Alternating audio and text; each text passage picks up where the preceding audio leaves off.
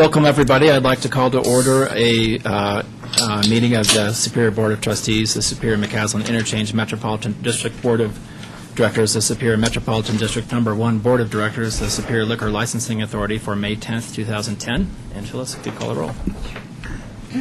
Mayor Andrew Muckle. Here. Mayor Pro Tem Delia Gregores. Here. Trustees Joe Zarelli.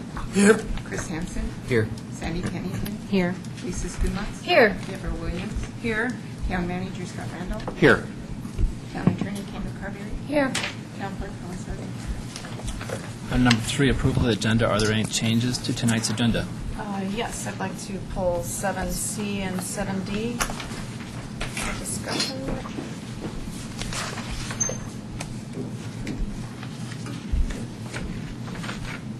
Okay. 7C and D to follow the consent agenda. Any other changes? Seeing none, I'll entertain a motion. By Trustee Gregores, second by Trustee Skumatz. Further discussion? All in favor? Unanimous. Thank you.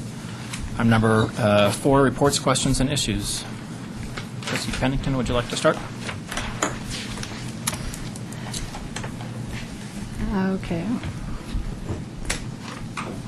The first thing I'd like to bring up is eventually we're going to receive Chapter 16 as a board for review. I saw 8 and 10 tonight, and I would like to throw open for discussion. I participated as a resident in some of that about a year ago.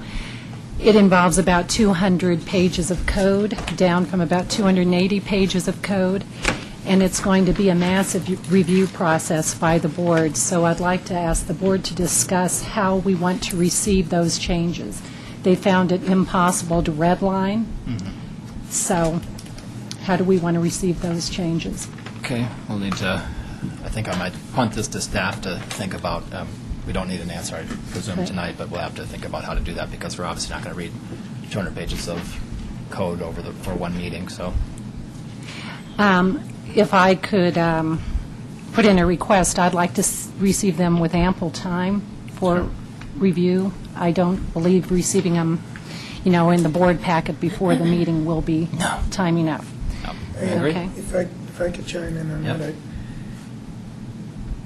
yes, I wouldn't want to receive them until I've had the minutes from the planning commission meetings too. I don't know if they have one or several on it, but They've had a number. of the final deal, not everything they did last year. Not the Right. deliberative But process, even- but they're in the process of the public hearings right now. Yeah. So that's the minutes I'd like to. Okay, very good. Okay, and secondly, I would like to put a vote in for the next time we're in this dilemma, whether to have a work session and a town board meeting, to err on the side of having the work session. We did have a 4-hour planning, or a retreat last Monday and ran out of time, and I would have liked to have seen us use the work session perhaps to discuss some of those outstanding issues in a little more depth. Okay. Also, we got the list in the packet of the advisory board vacancies and the people who have agreed to re-up their terms. I just wanted clarification on how we alerted the public that these vacancies were available. Channel 8 newsletter, I believe there was something on the message board about the board was soliciting applications for its advisory boards, and we did not impose a deadline date. You'd asked for this information 4 weeks ago. I shared with you what we've received to date. So it's an open-ended solicitation. By when do people have to have their There was no absence? deadline date. Oh, okay. When are we going to fill those spots? Whenever the board chooses on a process on how it would like to act. Okay. And then, has Calmonte's situation changed? Have we gotten any update on their viability as a development? There's some scuttlebutt in the neighborhood that they are having great difficulty. Do we know anything? They have an approved plan.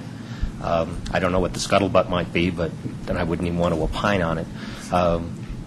We know that of the 10 units, the 2 buildings and the 10 units that have been built, 8 have been sold, 2 are still being used as models, and we've received plans for staff review on, I believe, 2 additional buildings out of the 15 buildings that have been approved on the site. That's the best I can offer. Okay, that's all. Okay, thanks. Trustee Gregorus? The only comment I have has to do with an item on the agenda under public comment and on consent agenda and non-agenda items, especially 5D. The speakers shall refrain from personal attacks. I think the time has come for us as a board, and I personally will take this on. If personal attacks are towards any one of us or the mayor, we're just going to cut you off. I think we're civil, we are respectful towards everybody else. I think that needs to go both ways. And it's been in writing, you know, everybody has read this and agreed every time they come here and they speak that the time has come for that to end.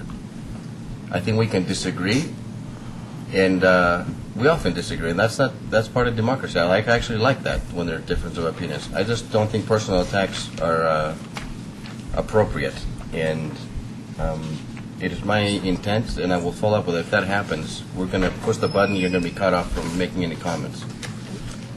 So I don't know how the rest of the board feels about that, but I just feel like the time has come to actually enforce what's written down here. I tend to agree. Ditto that. Okay. Okay, thanks. That's all I have. Trustee Williams? I have a number of things. I will be attending a SIT, which is now, well, it's a school improvement team. It's now called SAC, which is School Accountability Committee, something like that. And I will be attending the one at El Dorado next week. However, there is one tomorrow, Tuesday, at Superior Elementary, and it's at 2:45 at the school. I was wondering, I'm not going to be able to make that. And if anyone here is interested in going in my place, that would be great. How long are those meetings usually? About an hour, hour and a half, max. I might be able to do that, to arrange the rides with kids. 2:45 is Why don't we talk? I might be able to do it. It Okay. kind of depends on what kids' schedules look Right, like. exactly. Yeah, you guys have the same schedule Okay, there. so- All right. And then I will be attending an OSAC meeting this Wednesday, as well as Dr. Cock next Wednesday. And then I wanted to get some clarification on what happened with the tennis contract with Sports Monster. What went wrong so quickly after awarding the contract, and were there any performance indicators that were tracked? The issue had to do with staff turnover. Extraordinary staff turnover. The people that we were advised were going to be our instructors for the spring season left the firm, and we weren't happy with the replacements. And what, oh, I'm sorry. What was wrong with the replacements? I mean, in short, they unacceptable as far as their qualifications? They were not I'll have Juanita prepare you a report if you're professional? interested. I think we need to see the report, actually, because there were so many hiccups the first week, even with our own 2 kids, that I found it to be subpar. In the past, even if there's only 1 student that showed up, Billy Downs at least would do one-on-one, and if you got 10 kids or 5 kids or whatever, he would honor his commitments. That's my personal experience. And in this case, we just got a letter and a phone call said, sorry, the class is canceled, your son's the only one there, so we're not going to do it. And now we're kind of stuck. I don't know, we need to find another place for him to play tennis, and it's unfortunate. Yeah, I just wanted a little bit more clarification on it. Just, is this unsalvageable? I mean, I don't have any problem with putting the bid out. I just wanted to get some kind of, something in writing that gives me a good indication why, how bad it was, performance-wise, and We'll be glad to respond. quality-wise. Yeah, we need a response. Okay. Okay, and then the other thing, Let's see here. Do we, as far as the appointments to the advisory committees, do we have a timeline on that? I know, For the board appointments or for the, no, for the advisory committees? no, it's, they're open-ended, and I think we just had the conversation about that. True, but are we looking to close this up quickly, or are we looking to, as a think we need a board deadline. here? Whatever the pleasure of the board is. Anybody have any thoughts? Well, I guess the first question is, are any of them in trouble from the standpoint of having sufficient membership right now? It appears to me No. that the recycling one is going to be a few members short. Is that correct, or no? We've been a few members short for a long Long time. time. It's works fine. Yeah. The only indication we've had was from one of the planning commissioners who chose not to re-up, said that as of May 1st, he was no longer interested in attending. It seemed like that was the only one. It was a You have 8. quorum problem. You need 5. You're working now 5 out of 8 instead of 5 out of 9. When we talked about this during the board's organizational meeting at the first meeting in April, we suggested a couple of alternatives. The board said, find us a pool first, and then we'll decide how we want to handle it. So here's your pool. Whether you want it to be a mayoral appointment with the board confirmation, whether you want the board to interview and re-interview, if you want to interview new applicants, but give consideration to those that are interested in reappointment. We laid it out for you to tell us how you'd like to handle it next. So do we want to set some kind of timeline? Is there any way that we can get more participation, more applications? Trustee Pennington? I would definitely suggest setting a date certain. People don't know, you're a little lax in making your decision to apply if you don't have a deadline. So I'd like to see a deadline. I know the Planning Commission seats expired at the end of April. So I think there is certainly merit to staying close to those timeframes. And as I said a couple of meetings back, my preference would be to always start addressing those issues several months out so that we are right on the calendar date for making sure we've got a full advisory board. So having said that, I would, suggest, giving a couple of weeks from now, 2 to 3 weeks as the deadline, end of May. That's reasonable. I agree. That's reasonable. I know a number of people that thought today was the deadline, just because it was on the agenda, but it'd be good for them to know that they have some time to submit something. Correct. Okay. And then one other thing, do we have some answers for some of the questions that were asked in public comment last time? And I see that Steve Smith is here, and was wondering if we had any resolution on his solution for an ATV. I think the town manager sent a I shared that with you the recommendation. following Thursday, what the resolution was. Yeah, that was resolved, I believe. Yes, It was? Amicably, yeah. yes, it was. So Steve Smith, 653 Eaton Circle. I want to thank staff. They came up with a very good solution for us. It was handled very professionally, and we're very happy with the result. They memorialized the change with a letter that we returned to Scott, and we're all in good shape now. So thank you for the follow-up. Great. And then do we have any answers for Gladys Borshi on, there's a porta potty that was on the curb at 3rd Avenue, moved from Children's Park. What is the status on that? Again, I shared all of that with you Well, within a couple of days. So if you'd like to read it, Sounds good. nothing has changed. You want to just say for the record what it is?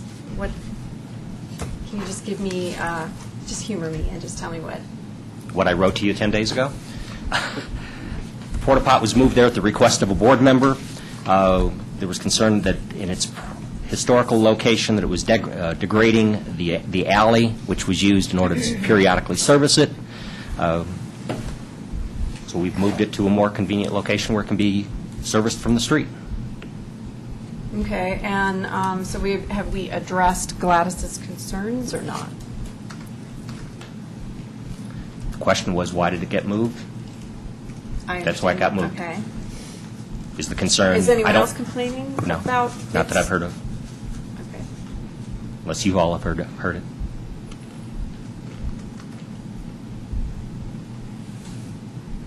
All right, well, thank you very much. Okay. I just had a couple of things. Let's see, the town was, people in the, it's Flood Awareness Month, and everybody that's in the floodplain got mailed a flyer from Urban Drainage, so there was a few people in town that were notified about that. I went to an urban drainage meeting that didn't really involve too much about town issues, except did note that they completed their sustainability on a large-scale urban drainage project, which was very well received within the national community. And I note on the front page of that is a picture of the town of Superior. Wow. So Wow. I thought that was pretty neat. Then I went to a US 36 Mayors and Commissioners meeting talking about the Tiger grants and applications for the TIFIA loan. It's an ongoing discussion. Met with RTD directors, and there's a preliminary commitment for the $30 million for the corridor, but that's not firmed up, and that will be decided at the 18th meeting next week. So I'll probably go to that meeting and either testify or be there for moral support. And then there was a Metro Mayor's meeting that talked about mostly about the amendments that are coming up, and I'm going to, the attorney has nicely offered to review those maybe during her report. They have significant impacts, especially for the state, but have some impact on the town as well. So, okay, that's all I have. Trustee Skumatz. I think the only things that I might bring to the board's attention are, I guess the only thing is, if now the town is a member of the Colorado Municipal League, and on the Colorado Municipal League's website they have information available to anybody about where they're standing on various legislative things. And I thought I printed it out and to pass it around to all of you in case you haven't gone to that website to check it out. I think I was sorry to hear about Sergeant Cullen's potential reassignment, and I just wanted to express to him my thanks for what a great job I think he's been doing, and I'm very, very much going to miss his reports. I'm sure the replacement will be lovely, but I'll miss Sergeant Cullen quite a lot. The restoration, I was supposed to take part in a wildlife restoration on Rock Creek this a week ago Saturday, but it was rescheduled, I guess because of forecasted bad weather, and it's going to be in a couple of weeks. I'll let you know how it goes. Good, thanks. Oh, and I forgot to pull K. I meant to pull K, but if it's a problem, that's fine.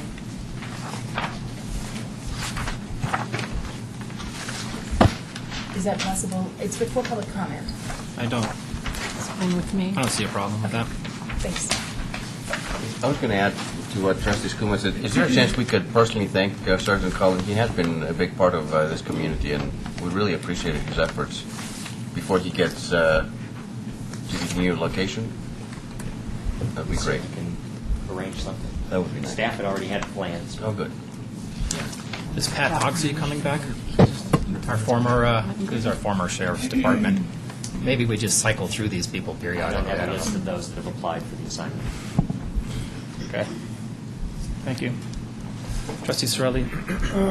The only thing I have is the question that was the first issue raised in the Weekly Digest, and that is whether we're going to meet next Monday instead of the 24th, or on the 24th, or not at all. So that- like to see what we're going to do. Respond on that. It's kind of in our ballpark to decide it. Yep. Town manager, how many items do you have potentially? I have my look ahead here, but what do you have potentially coming up? Again, in anticipation, we've been attempting to manage the agenda load that there would not be a need for a second meeting. The only action item that we have definitively for the next meeting would be the second reading of the two ordinances before you tonight, 810 and 1011. I also had potentially on the list, if the board had any direction on its internal and external appointments of its own, as well as its advisory boards and commissions. And if there is a meeting, the items for the workshop session would include a meeting with OSAC, and you've been asking for a presentation on snow plowing of Tier 3 streets. So we're prepared to do that, whether that happens at a second meeting in May or the first meeting in June. Well, it sounds like we have enough probably to meet on the 17th, unless people want to meet on the 24th.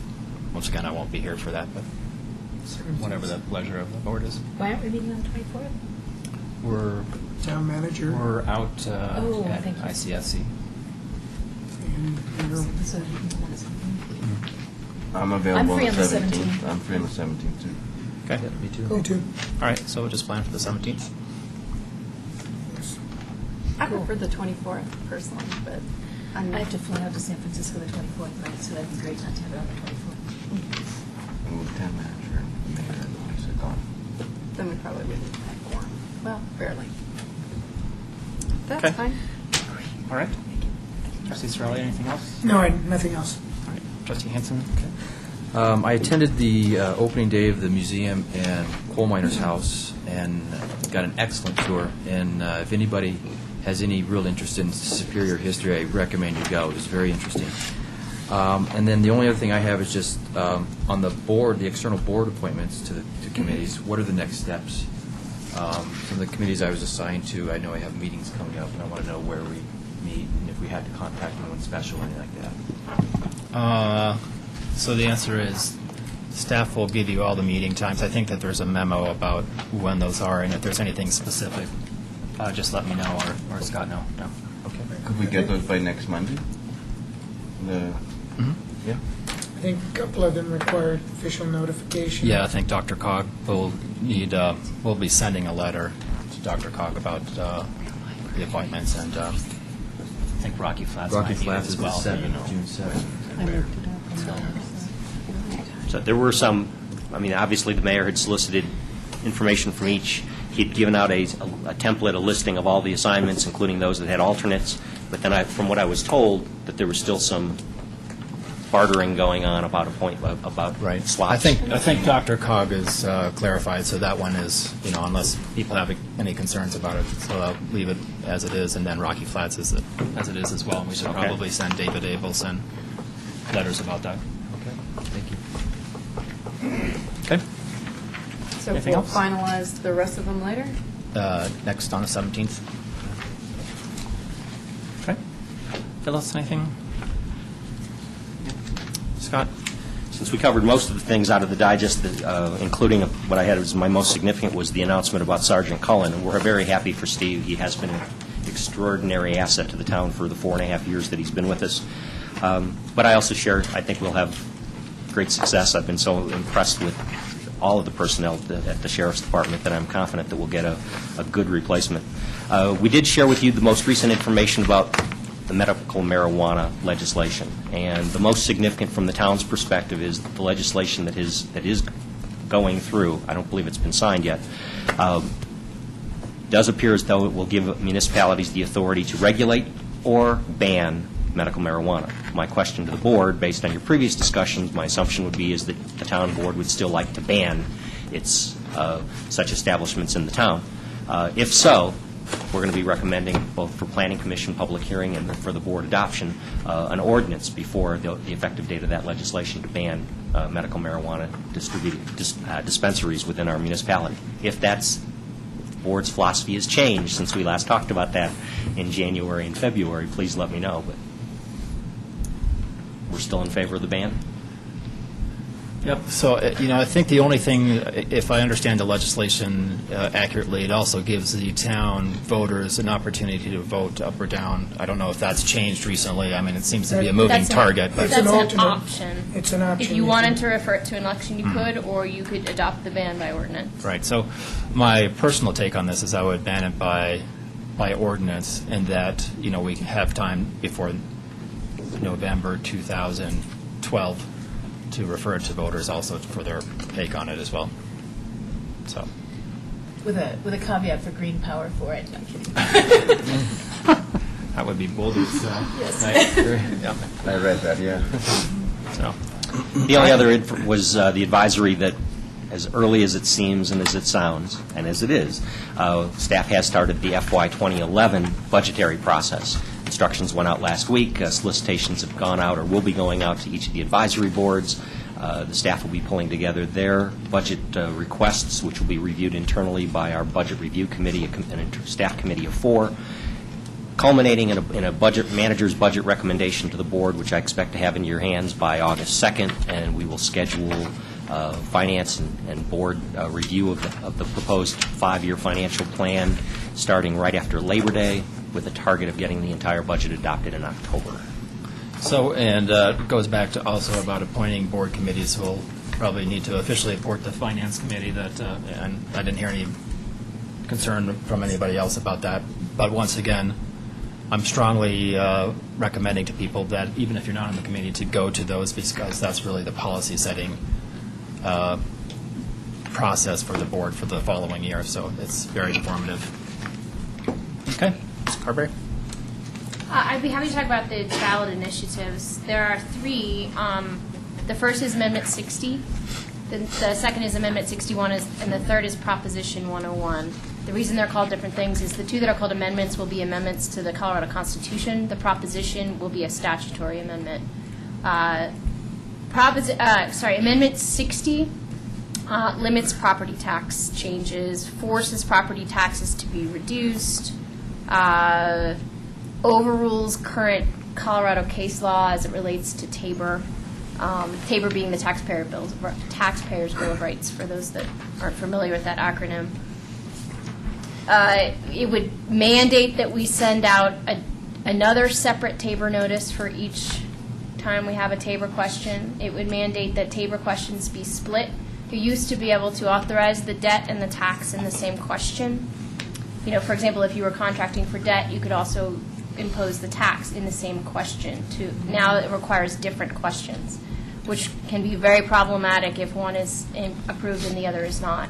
And also just creates more confusion, in my opinion. It has automatic expiration dates of taxes. The biggest problem for the state and school districts is the school districts must phase out half of their taxes, and the state is supposed to replace that with what no one knows. But that's the biggest issue, I think, right now, is what's going to happen to the school districts. So that's Proposition 60. They're all draconian. They're all very limiting, and they would all make it difficult to function as a local government entity. Amendment 61 is related to debt, and that limits our ability to issue debt. It gets rid of any alternatives to traditional debt, such as lease purchase agreements. We would not be authorized to do lease purchase agreements at all. When you say we, you're talking the town? Yes, I'm sorry, the town, yes. The town would not be able to have what's called certificates of participation, which I'm not sure that you all have ever used, but they're alternatives to issuing bonds. Confederate money. It's also draconian. It talks about there's a limitation of the amount of debt that the town could have, and it also includes special districts as well. So it would impact the town in various ways.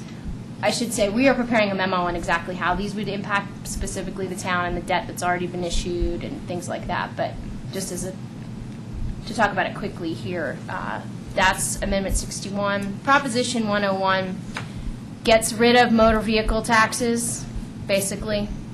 And that will affect the town as well because we rely on motor vehicle taxes. It also gets rid of franchise fees, which is a very large amount of money for the town. So all franchise fees would go away as well. So these are all aimed at reducing taxes, clearly. And I looked at and Paul's here, and he can tell me when I'm wrong, which I usually am about these things, but it seems like the vehicle use tax, that's about $500,000 a year out of our budget, and I think the franchise fee is like $1 million. I mean, these are big numbers. I'll defer to Paul on the actual numbers. Sorry, Mr. Nellis. Paul Mills, Finance Director, and I'm sorry I wasn't prepared No, no. detailed talk about this evening, but generally, vehicle use tax revenues account for $700,000 a year, and franchise fees are a similar amount. And just as a big picture of what the financial implications would be, preliminary estimates we've looked at estimate total revenues would be down anywhere between 10 and 15% as a result of essentially all three of these initiatives, but predominantly the Prop 101. So it's something that we need to be aware of. And, you know, when we receive your memo, my recommendation to the town is that we actually pass a resolution regarding the town's opinion regarding these issues, because it would, seriously impact, the services that the town could provide. So And I if we imagine- couldn't, and if we couldn't raise debt in terms of a special district, and we're trying to buy $14 million dam project, it would be, potentially could be a big deal. Right. And I imagine Dr. Cog and some other entities like Dr. Cog will also have form resolutions prepared because they will want most jurisdictions to pass those. So I'm sure this will all be coming down the pipe. Yep. Does this go before the voters in November? Yes. They're citizen initiatives, meaning that basically they're done by petition. So once you get enough signatures, they go on the ballot. Is it that guy from Washington State who runs around and gets all states to do these? I think this is a Doug Bruce I think this is Doug Bruce, but Okay, never mind. maybe I was going to I, ask if it was in California Yeah. already. I'm not sure, the actual players, but my understanding is that Doug Bruce is involved. Thank you. So, all right. Well, thank you very much. Appreciate that. That brings us to item number 5, public comment on consent agenda and non-agenda items.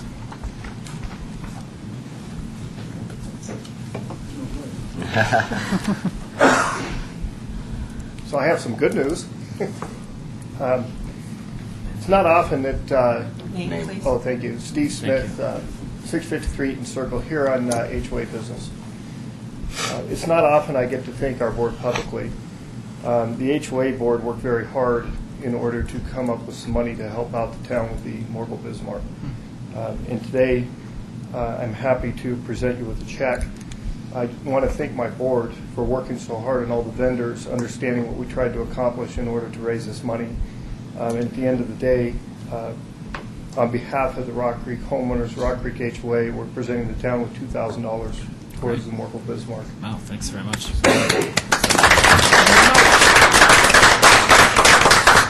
And I wish you all the most success. I hope this raises a lot of money for a lot of businesses in town. And I know the rule is to give you each one of these, but... 10. Who do I forget this Phyllis, time? you could give it to Phyllis. Phyllis. Thanks. Thank you all very Yeah. much. No, thank Otherwise, you. it might appear like you're handing money over to Great, thanks. Thank you.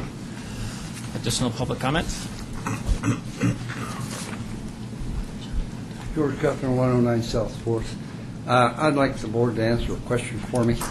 Back on March the 8th, on the work session, we had item E was the a resolution reappointing, I don't have my glasses, the town manager, town clerk, and the town attorney. That was March the 8th, and that was in the work session. End of March, we didn't have a meeting. We didn't have enough to have a meeting, so we had people, enough board members, but we didn't have a meeting. So the next meeting was April the 12th, and in my acknowledge, the only thing was passed that night was change of the chairs of the mayor pro tem. I don't recall, do you recall, that we did pass the town attorney and the clerk and the town manager's contract? So, no, I don't. How these contracts continue on until they're terminated. So they're still in force right now, and we'll be talking about the town manager's contract sometime here in the near future, but Well, it was supposed to be reappointed by the board. That was in the old code and is not required anymore.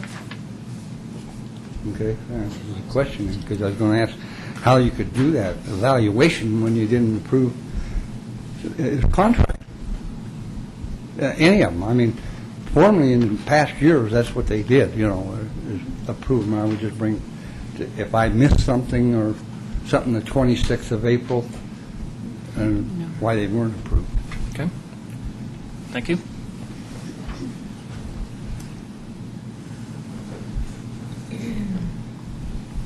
George Kuffner of 7520 West Coal Creek Drive.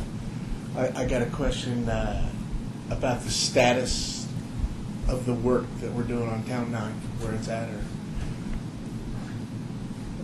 that. And then I'd also like to know what was wrong with our sign. It was off this morning. I don't know how long it had been off prior to this morning, but our sign out in front of the town hall was off this morning. Okay. Don't know about the sign. I'm not sure what the status is, and be happy to get in touch with you. Or Okay. yeah. And another thing is, I think that Trustee Williams had a very valid point tonight, that if the staff is going to answer the questions that were asked at this meeting at the next one, it would be nice for everybody in the audience to also hear the answer, versus, because we don't get a memo from the town manager stating how this question was resolved, or the status of the question. Mm-hmm. And it does interest a lot of us that do come here and say it. So thank you. Yep. Thank you. Do you know what happened with the sign this morning, or no? No. I showed up at 7:55 and it was functioning. If it was off before, or sometime after, this is the first I've heard. Before? Okay. But again, I would encourage that those kinds of issues, the board is not going to be privy to that kind of information, that those are the calls that should come, whether it's to a direct department or to the receptionist. And I would use the analogy, and while it's a little bit far-fetched, if your house was on fire, you wouldn't wait until 7 o'clock on Monday night to call for help.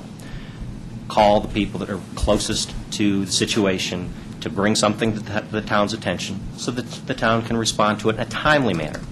It's not good customer service to wait till 7 o'clock at Monday night and pose a question to the 7 of you that you're oblivious to. But I agree. Trustee Pennington. Can we address the Town 9? I, too, noticed that there was some landfill or infill there. Is that done? No. Is it in process? It's in process. And what do we expect to continue to happen there? Additional compaction. There's certainly going to be hydro mulch and seeding of it. Again, this came out of the board's first retreat, where there was a desire to do away with an existing non-functioning swale. It wasn't a drainage facility of any kind. And to expand the usable surface within the park. We had access to some free fill. We took it, and our crews are leveling it, and again, we'll finish it so it looks like the rest of the park. Trustee Gregorus. And I understand what you're saying about if your house was on fire, you wouldn't wait until 7 p.m. But I actually appreciate George coming and letting us know of things, because otherwise none of us here on the board might even know about it. So to me, that's information that I appreciated personally. I don't know how the rest of the board feels, but I don't mind if that My happens. point is, if the purpose is to get it fixed, whatever the issue is, a missing stop sign, a burnt-out street light, whatever the issue is, the town is not providing good public service by hearing about it at 7 o'clock on Monday night. If it happened last Tuesday. If it happened last Tuesday, and we were advised of it last Tuesday, we might have been able to fix it last Tuesday. That was the point. Okay. I still appreciate you letting us know. Okay. Additional public comment? Bob McCool, 312 West Coal Creek Drive. Regarding the swale, I will say that I called when I saw all these trucks pouring in and got a very quick response from staff. They did let me. They called back pretty quickly and let me know what was going on. But regarding Town 9, I understand there've been there are discussions ongoing about the possibility of a Little League ball field being placed on Town 9. I'm just kind of hearing bits and pieces of it. If that is actually in play somehow, I want to let you know where I stand on it today. I was involved with ProStack when a lot of the master plan was originally done for the Town 9 Park. It was pretty clear, and everyone agreed at the time, that we wouldn't be programming things on that park. So putting a Little League ball field on there clearly adds programming. I do know things change. However, if if we're going to make changes that significant to a master plan, I'd like to have the opportunity to be involved in it, to be a public process rather than a decision just getting made that a ball field's going to get placed 150 to 200 feet from my front door. Because that's kind of, at least what I'm hearing, that's, if it's on that end of the park, there are several neighbors that are right there. And I think there are lots of issues there besides programming of a field that we weren't intending to have a program, in a park that we weren't even intending to program, in addition to parking, which is a huge issue. Coal Creek, even with the existing multi-use field. So now, you've got parking issues. You've now placed two fields on what's supposed to be just a local community park and was hopeful to be just a local community park. So if it's going to be that, if we're going to do something like that, I would really appreciate having a public process that allows us to make sure that the people that are primarily going to be using the park have some input to that. So, and then second, regarding the planning commission appointments, I would appreciate, just as a member who is up for reappointment, knowing that sometime in the near future here you're going to make that decision. If I'm not going to be on the commission for the next 2 years, my behavior and how I move forward and things that I want to maybe try to get done would probably change. So I don't mind serving until you figure that out, but as long as it's not an open-ended thing, that would be appreciated too. Thank you. Thanks. Just in terms of the ball field, so it's clear, so there's no decision, this is not coming before the board for any decision anytime soon. ProStack has been tasked to look at that and see if it even, I don't even know if it fits on the field. So, I think that there's many things that will be coming forward if and when that ever were to even approach the board. So, okay, I appreciate it. Yep. I was getting wind of things. Yep. Thanks. Thank you. Additional public comment?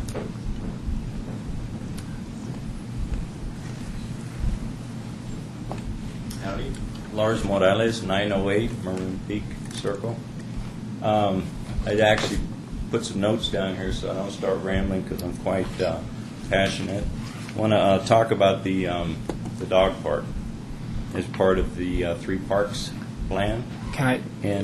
That'll be actually a topic for discussion. So if you have something else, it's just a commentary. If it would be best if we could do it during the park discussion. Would that be okay? I want to wait. Well, yeah, I've got other commitments, so I just wanted to put Okay. it's quite brief, actually. That's fine. Just in general, in terms of the process, we'd like to have these general. comments during the topic. Just as a little bit of background, ProStack probably spent over 2.5 years on the planning process, and for some reason there's an arbitrary 50-foot setback from the edge of the creek, Rock Creek, that's been put forward by certain citizens. And I'd like to say that would reduce the footprint of the park to an unsustainable size, below the minimum size. And I just believe our town deserves a quality park. And the second point I'd say is if, for whatever probably remote possibility that the dog park is reduced to a size that won't be sustainable, that the town strictly enforce leash laws and or any ordinances because there are citizens that run their dogs free down there, and there's they don't pick up after them, so that's an issue. And so currently the area serves as a off-leash dog park for a few people. Okay. That's all I got. Thanks. Thank you. Additional public comment? Seeing none, that brings us to presentations. And first on the list is the 2009 audit. Mr. Randall. Very briefly, two components to the report that you've received this evening. The audit report, which is the thick book in the spiral binder. You've also received a 2-page management letter. It's the first thing I look at when I'm reviewing the audit is the management letter, and you'll find a very clean opinion with no adjustments, no discrepancies found. The more detailed report, obviously, is the performance of the town on a financial basis through calendar year, fiscal year 2009. So with that, I'd invite Wendy Swanhorst to come forward, our auditor, to share with the board her findings. Welcome. Thanks. Wendy Swanhorst. I'm with Swanhorst & Company, LLC. And as Scott mentioned, you got this big book. This is called your capper. This document is actually management's representation to you, the numbers and everything in this report. This is our communication to you as the board because, as you know, we report to you We're hired by you, and what we're hired to do is to tell you that the numbers in this document are fairly stated in all material respects. And so within this document, you'll see our opinion. It's a clean or unqualified opinion. The other part about our audit process is not that we're here looking at every transaction. We sample your transactions. We look at your internal controls, and our responsibility to you is to tell you if we see any significant weaknesses in those controls or any issues like that. And in this letter, I think you'll see, as Scott mentioned, that we don't have any comments in here where we found anything like that. Your books in general are very clean. The fact that we're here this early in the year is probably, this is one of the earliest city council meetings we make it to. So, I think that's a real credit to your finance department that they can do this. One of the things I just wanted to mention that's in this letter is a new accounting standard that's coming up.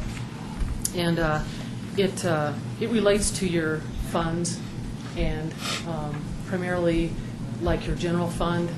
If you guys commit to use money for something, we've never been able to report that in this document before.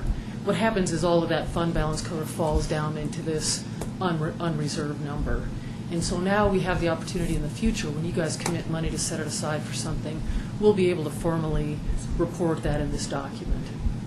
And one of the other big things that's in this new accounting standard is that it cuts down really on the number of funds you can use. To try and consolidate government financial statements, I think, is the theory. So if you've got funds that don't have a restricted revenue source, those funds you'll no longer be able to present in the future. And we've talked to management about that, and I expect that when your 2011 budget process starts, you'll hear some of the changes they'll want to make in response to this accounting standard. So I really just wanted to bring that to your attention, because you'll see some of that. I guess with that, I'll take any questions or anything. Okay, questions from the board?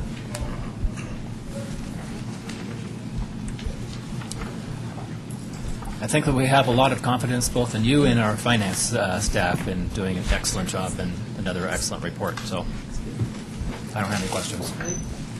Trustee Skumatz? I just had a comment that thanks for the nice succinct presentation on it, and thanks to our finance department, because I think there's a reason that we win awards and that sort of thing for our finance department, and I couldn't have more confidence in their work. Thank you for confirming that. Yep. Great. Thank you very much. Thank you. Thank you. All right. Thank you. That brings us to item number B, Community Park East discussion. Mr. Randall.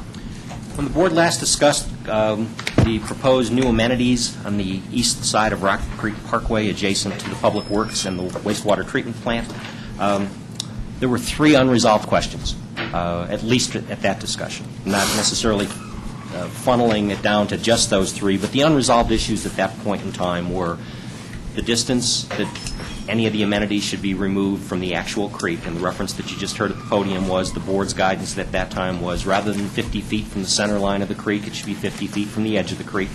The plans have been incorporated to include that recommendation or board request. You'll also see a contrary recommendation from your pro stack on that. Whether the dog park itself should be grass or gravel, the recommendation has been and continues to be that it should be irrigated turf rather than gravel. And you've been given both the capital installation costs as well as the annual maintenance costs associated with each of those treatments. And the third had to do with the parking lot. And there was some representation in some of our notes that the parking lot might have been curbed and guttered.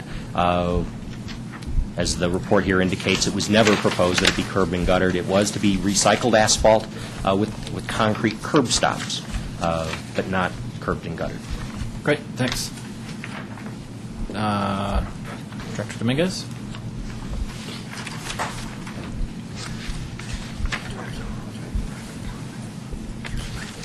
Juanita Dominguez, Director of Parks, Recreation, and Open Space. I'm here to support the Superior Morgul Classic. Nice shirt. Thanks.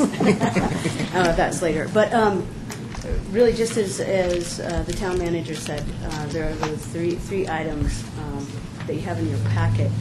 I do have some information here.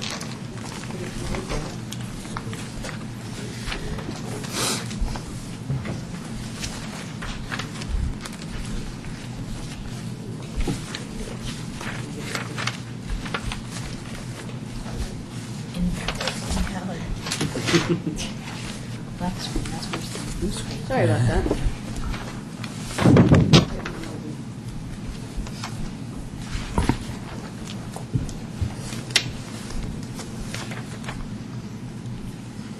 This will be good. This is the revised dog park with the 50-foot buffer going from the edge of bank. What you'll see is that there is a 1/10 of an acre difference with the dog park, and not much of a change other than that.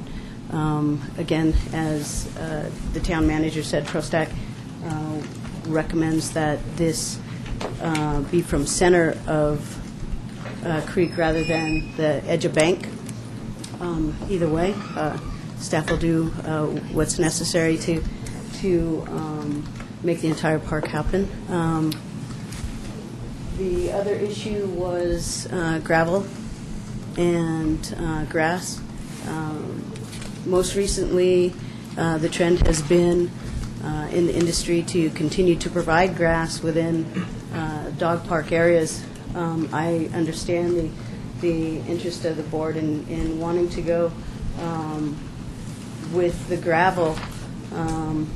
However, again, feel strongly that as a town and ProStack that we continue to provide the grass turf on the 1 acre dog park. There tends to be a very close cost difference between the two, and what I'd like to suggest is that when this particular project goes to bid, that we get alternates for both items to really find out what the differential will be. I think it's too close to call at this point. These are estimates. Once we get contracts or bids for those contracts, I think we'll have a better idea as to the difference in cost. And of course, the last item is the curb and gutter, and that's pretty straightforward. Okay, great. Questions from the board? Trustee Williams? I was looking at the disc golf and just kind of wanted to look at, there's 3, if you want to, can you zoom out? Or the bigger, The other view. yeah, the larger overview there.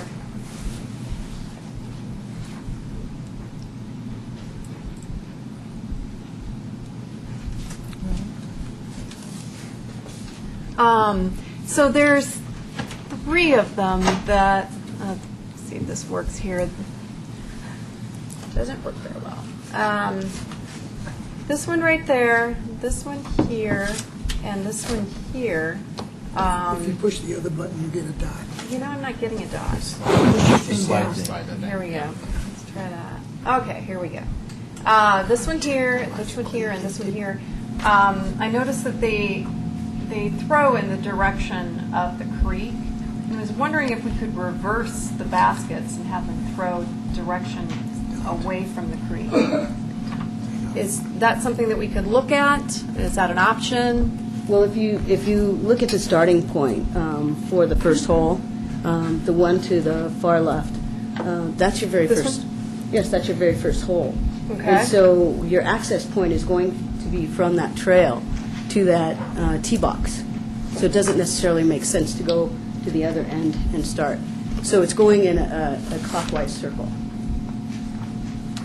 Okay. I guess if I can ask, build on that, if you're a bad thrower, as I am, how probable is it that it's going to end up in the creek? Highly. If it were me. I mean, is there more distance there than It's pretty in long reality? distance. I mean, it's a pretty long distance. If you look at these are based on the same types of lengths that a golf course would be. Right. So if you think about a par 3 golf course, that's pretty far. So, what So it would be unlikely. So what is the, do they measure it in yards? Unfortunately, I wasn't really prepared to discuss the details. disc golf course because we were only scheduled to talk about the other issues, so I don't have the lengths of the holes with me. But the red lines are roughly, isn't that the 50-foot? The red line is the 50-foot from... Roughly 50 feet from the center of the creek, if I'm reading my map correctly. Right.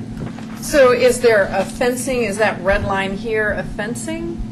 So if I were to throw this It just over- shows the buffer. Okay. It's an indication of the 50-foot buffer from edge of bank.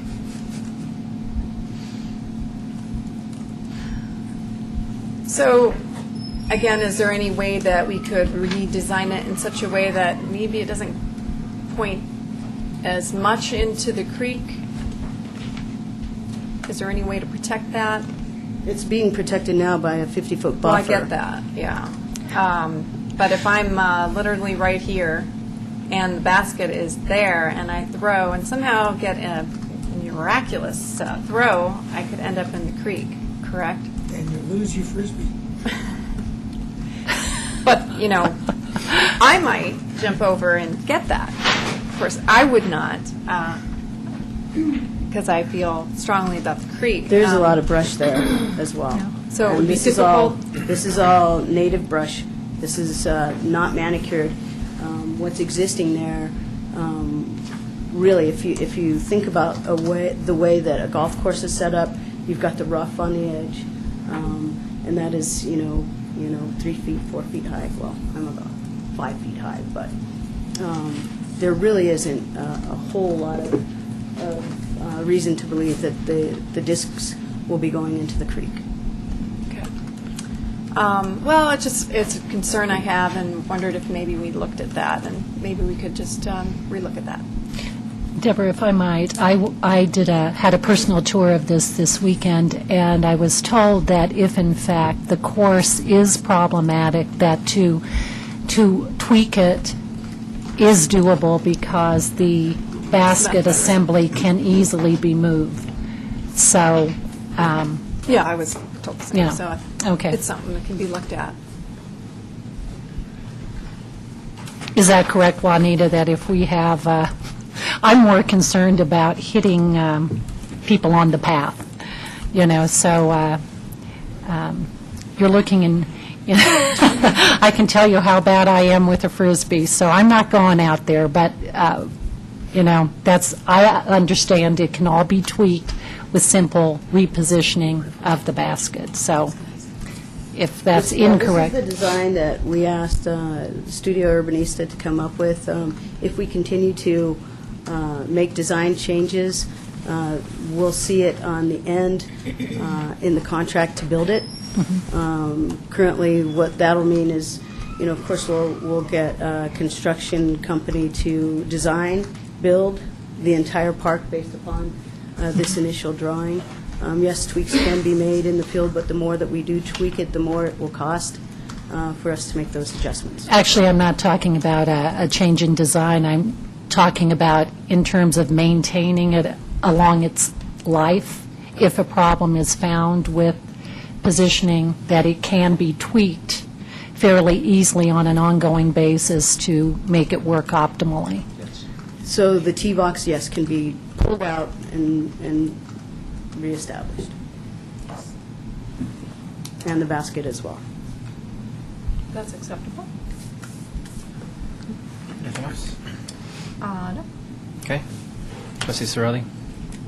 Maybe going over old ground, but with the size of the dog park, potential size of the dog park, particularly reduced slightly now if we go with the staff recommendation, and with a grass surface, which as I recall would require setting aside half at a time, where is that going away? I see somebody shaking their head in the back. Is that not going to be necessary? No, if you recall, way back when, the original size of the dog park was 3.3 acres. That included a native irrigated area, which was much like a run. and it included an access point to the original dog facilities, and it had the ability to be split. This one in particular doesn't necessarily have that ability right now. However, I can tell you this, that if there becomes a concern with a grass-turfed area, we will have the ability to split it on a temporary basis so that we can put temporary fencing on one side and help the other side grow. That is not what we have planned as far as a permanent structure. And if you recall, it was right across this area here, but the access point was here. It was also a little bit larger at that point, and it made much more sense to do it as far as putting that permanent fence up. So there's no need anticipated to refurbish the grass that's being used, or you're just not sure? Well, no, we'll continue to work on it, just like any of the other fields that we have. We've had a lot of experience with our multi-purpose fields and such, and when we have had situations where we've had to refurbish those, we take time to cordon off one area and then let it rest and then bring the other area along. Doesn't necessarily mean that we need to have a permanent fence. The permanent fence was also taken out due to budget constraints, so. I thought there was a need because of dogs using it that was anticipated that you'd need to have to refurbish grass periodically just because of the dogs. Well, you will. I mean, you will, but I think that there are ways and means to do that without a permanent fence in the middle of the... I guess I wasn't talking about a permanent fence, just talking about, is there enough space to divide it in half and still have something meaningful?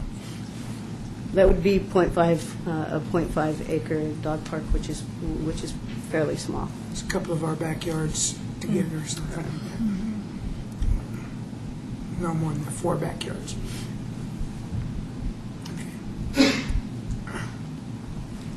Trustee Skumatz? So I think I've only discussed this issue with the previous board, perhaps, so I'm just going to say that to me, it's not a choice between half grass and half gravel.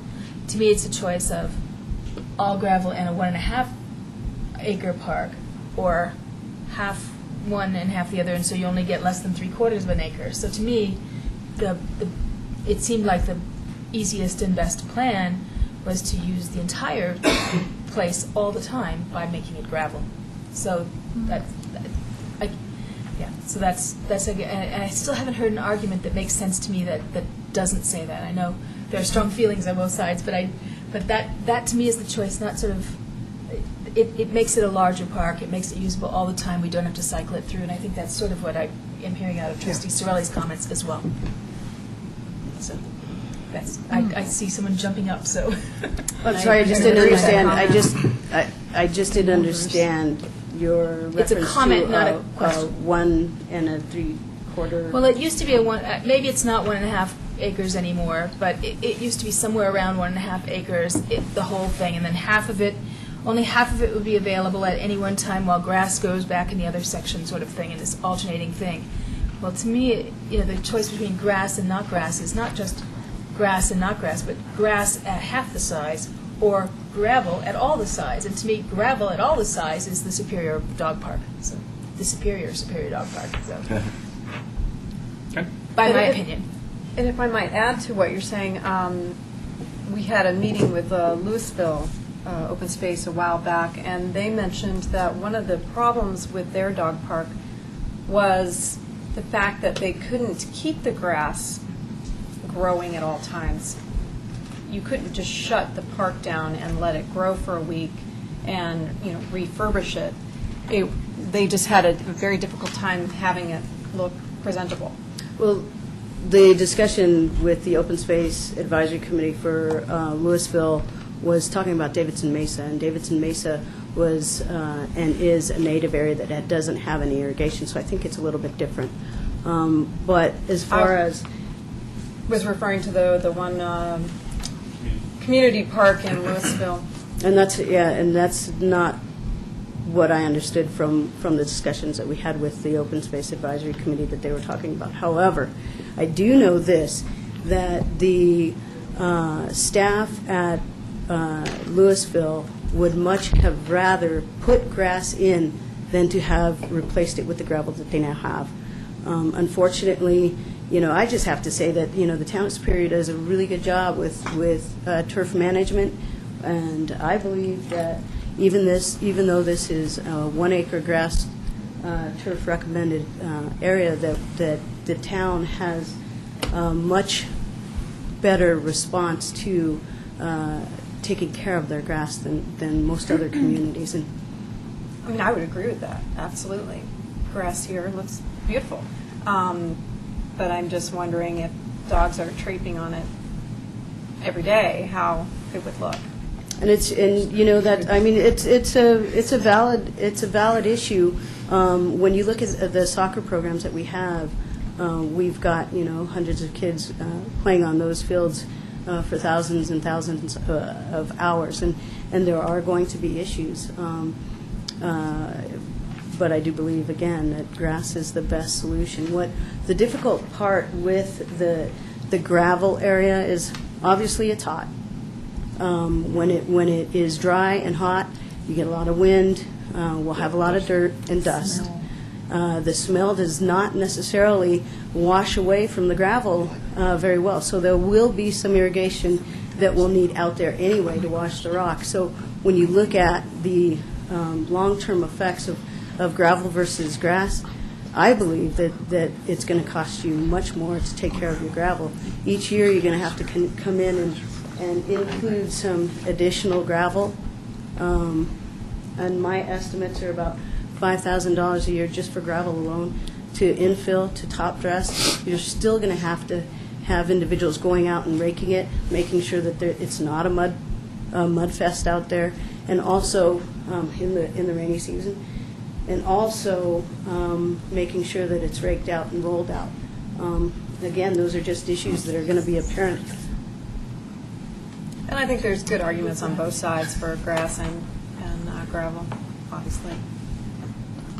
Additional comments or questions from the board? Trustee Pennington? If we go to the 50-foot buffer from middle of the creek versus bank of the creek, in walking that this weekend, it appears to me that you gain basically about 2 yards. It's fairly significant in terms of dog area along the full length. If you measure that 50 feet from the center of the creek rather than the creek bank. Being new to the board, I don't understand why that has become a debate. Is there a ecological reason? In your opinion, is it necessary to do it from the bank, or can we do it from the center of the creek to actually gain that extra 2 yards? That was the original recommendation, was center of bank. Is there an ecological reason? By center of creek, I'm sorry. Yeah. Is there an ecological reason? Why did we end up moving it to the bank as the start point? It was a board request.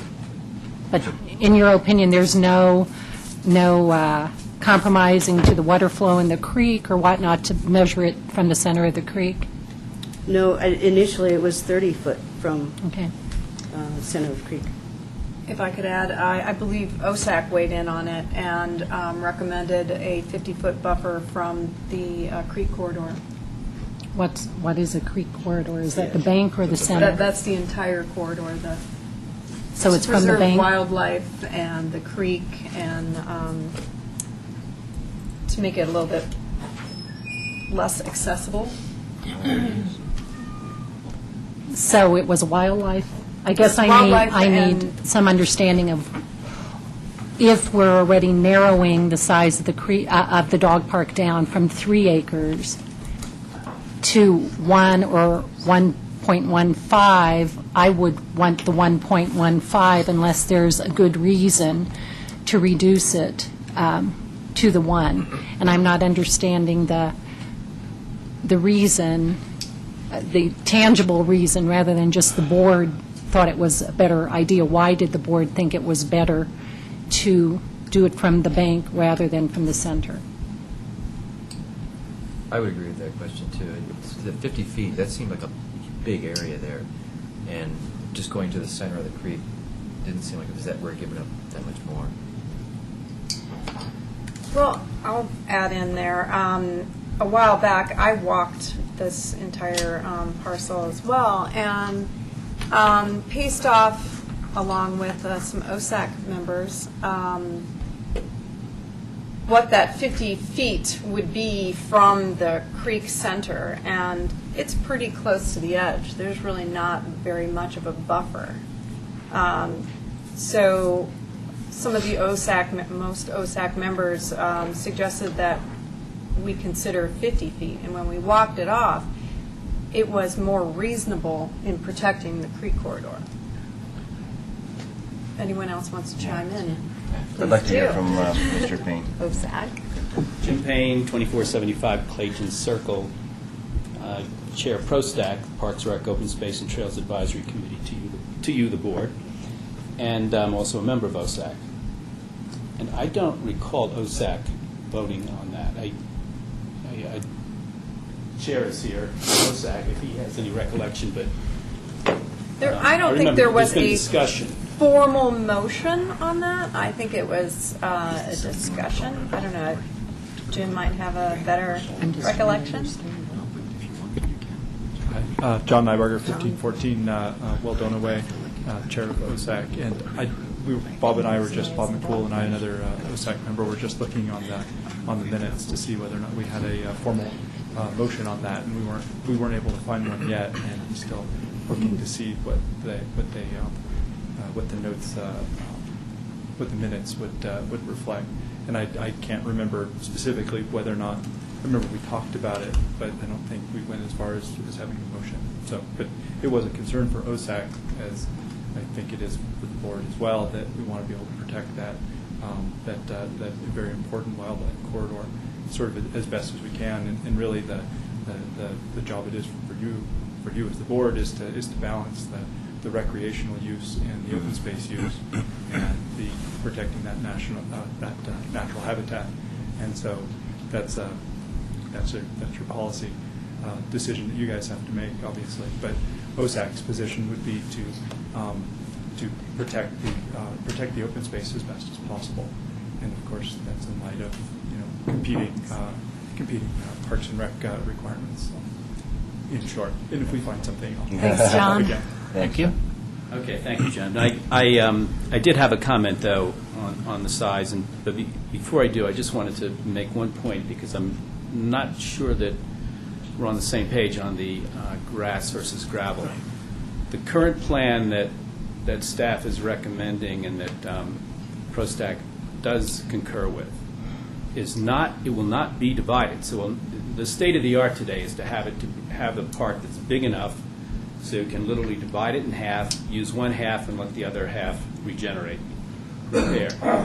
We don't have the size to do that currently with the parameters we've been given. So, but what staff is confident they can do is maintain the irrigated turf without having that strict division. There may be at times some fencing off with temporary fences to repair certain areas, but essentially it would not be. I mean, I agree with you, Trustee Skumatz, that there is an issue if you're only using half the park at any one time. That is not the current plan. I just got the sense that some of you were thinking we were still going to literally divide it. So okay, so that's clear. Also on Louisville, there was some discussion. I agree, Deborah, Trustee Williams, at that meeting with Louisville. It did spill over into some discussion of the community park, fenced dog park. That's an open space group, and they're very wary of dog parks in general, and certainly we're on Davis and Mesa. But I've also spoken to the staff at Louisville and the people who oversaw the development, and if they had it to do over again, they would design it and take steps to assure that they could maintain turf in that in the facility community park, because there's no question that the dogs and the dog users are better served by the grass surface. So we think it's important to attempt to maintain that surface in the park. Can I ask you, do you remember specifically why they had difficulty? I mean, in detail, enough detail? Well, without first of all, they took up a lot of the space with the water feature. And secondly, so that reduced the size. I mean, the size of the park becomes very key to this, and that's why what I'm really up here to do is address our recommendation on the dimensions. But it is related to the But learning to the from ability, mistakes from our Right. neighbors helps. It is related to the ability to maintain the surface and other aspects of the park, because the wear and tear, the smaller you get, the more wear and tear you're going to get. And we're in an area of dimensions now that we're down, getting close to an acre, where every bit of size that we eliminate is going to have a disproportionate impact on the wear and tear and the usability of the park for dogs and their owners. So ProStack's feeling, and I think it's maybe a little of a misnomer, as some of you have maybe discerned, to call it staff's recommendation. Staff is, as I understand it, is simply coming back to what they understood was your direction to reduce the size of the park and increase the buffer. So it's not truly a recommendation. ProStack recommends that you not do that, because it is our feeling that the impact of that 10% additional reduction in size will have a greater impact negatively on the success and the sustainability of the amenity than it would provide an advantage to an additional few feet of buffer.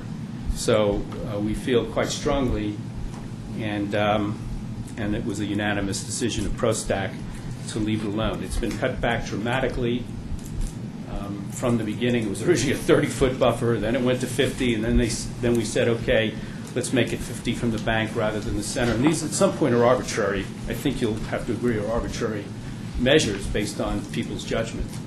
So if the board has a feeling that that that's necessary, that's fine. But ProStack doesn't think it is, and we think that the negative impact on the park will be greater in proportion than the benefits to the creek bed. And I would also point out that the creek bed, the retaining ponds, that land has considerable use now from off-leash dogs from the neighborhood. So it's not that that's a pristine creek that nobody's using or is not disturbed in any way. If we really feel that strongly about it, then I think the board would have to direct staff to look at other steps to achieve that kind of protection for the creek that you're looking for.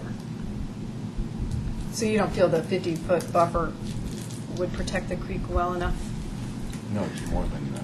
I'm saying it's adequate. It's more than adequate. Oh, you think it's adequate? And that the few feet, depending on the size of the bank, varies a little bit, but there's additional footage reducing the acreage by 10% will have more of an impact negatively on the park than it would have a positive impact on, I think, what you're trying to achieve. That's all. I'm not saying. And you mean just on the dog park portion? On the dog park portion. Trustee Gagos? Well, I think with the new configuration of the board, I think this is the first time that this board is privy to this information, right, as a board, since you guys came on. So I think we need to have a discussion with the board and give some, perhaps, new direction to Mr. Payne, because I think we might have a difference of opinion in terms of, I hear what you're saying loud and clear, so I think we need to have a discussion and maybe a vote or if necessary. I think that's what we're intending to do. Before that occurs, if it should, I have one other question on the parking facility. Being 44 spaces, is that the minimum requirement? Is that the maximum requirement? Where does that fall? That is not a minimum or a maximum requirement. And the interesting thing that you'll note currently with the site is this already exists. This is the access point for the Yardway site. Right. This also exists. You can't see it as well here. Correct. But it exists as well. So when you look at the ability to build a very inexpensive and efficient parking area, this is exactly what you get. So you're just utilizing what's already basically there? Absolutely. Okay. If there are adjustments in that parking area, I think you're going to run into some cost issues as well, so you'll have to reevaluate where those access points are. And do we have any recommendation on how many spaces we felt this park needed?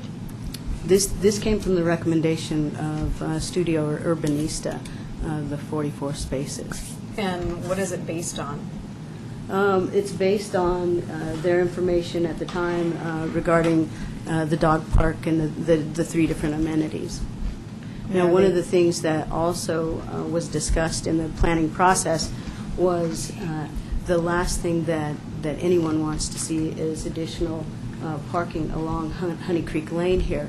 And this provided one area for individuals to park rather than having an overflow of parking along Honey Creek Lane.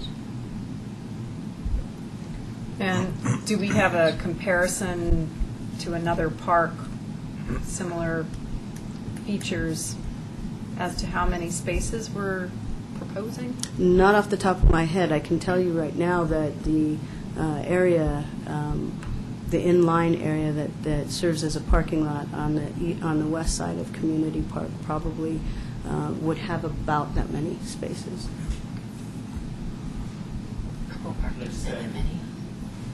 Louisville has I think it's fewer if you look at the actual formal parking lot areas that just to the west of the actual dog park, and then if you go around, there's another lot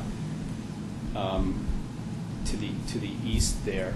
But then they have plenty of other opportunities along the perimeter of the park for parking for all of their other uses, and so they have plenty of overflow parking. And as it is, I think Juanita's point is the one we looked at, that this would prevent, and in a spike situation, spilling over onto Honey Creek Lane, which is too narrow to have parking on the shoulders. It's narrower enough for two-way traffic, but not to have parking on the shoulders.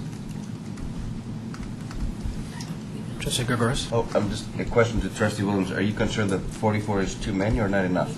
I was just wanting to find out what it's based on, what kind of data it's based on, or is it just an arbitrary number that looked good? Trustee Skumatz? And I'm not a big fan of planning parking lots for spikes. I guess that seems overbuilt, but that's my opinion. It seems 44 is aggressive for how many people I can imagine having a dog out at any one time, and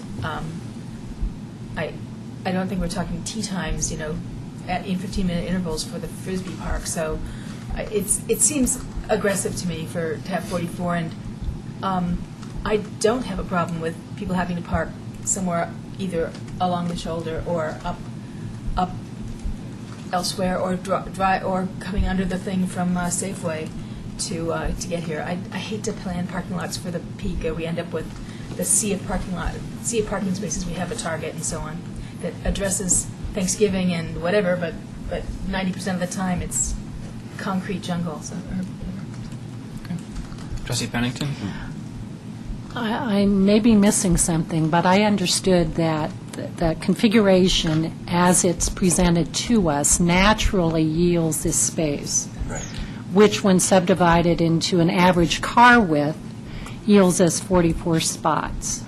So if we actually go narrower, we're just losing space that is just going to be unused and therefore just barren. So am I wrong? Is this a natural spot between It is natural. two? It ended up being very natural in the way that it was put together. Again, it's a circular, in and out type situation. Again, those two cuts are there already. There wouldn't be any additional drainage required.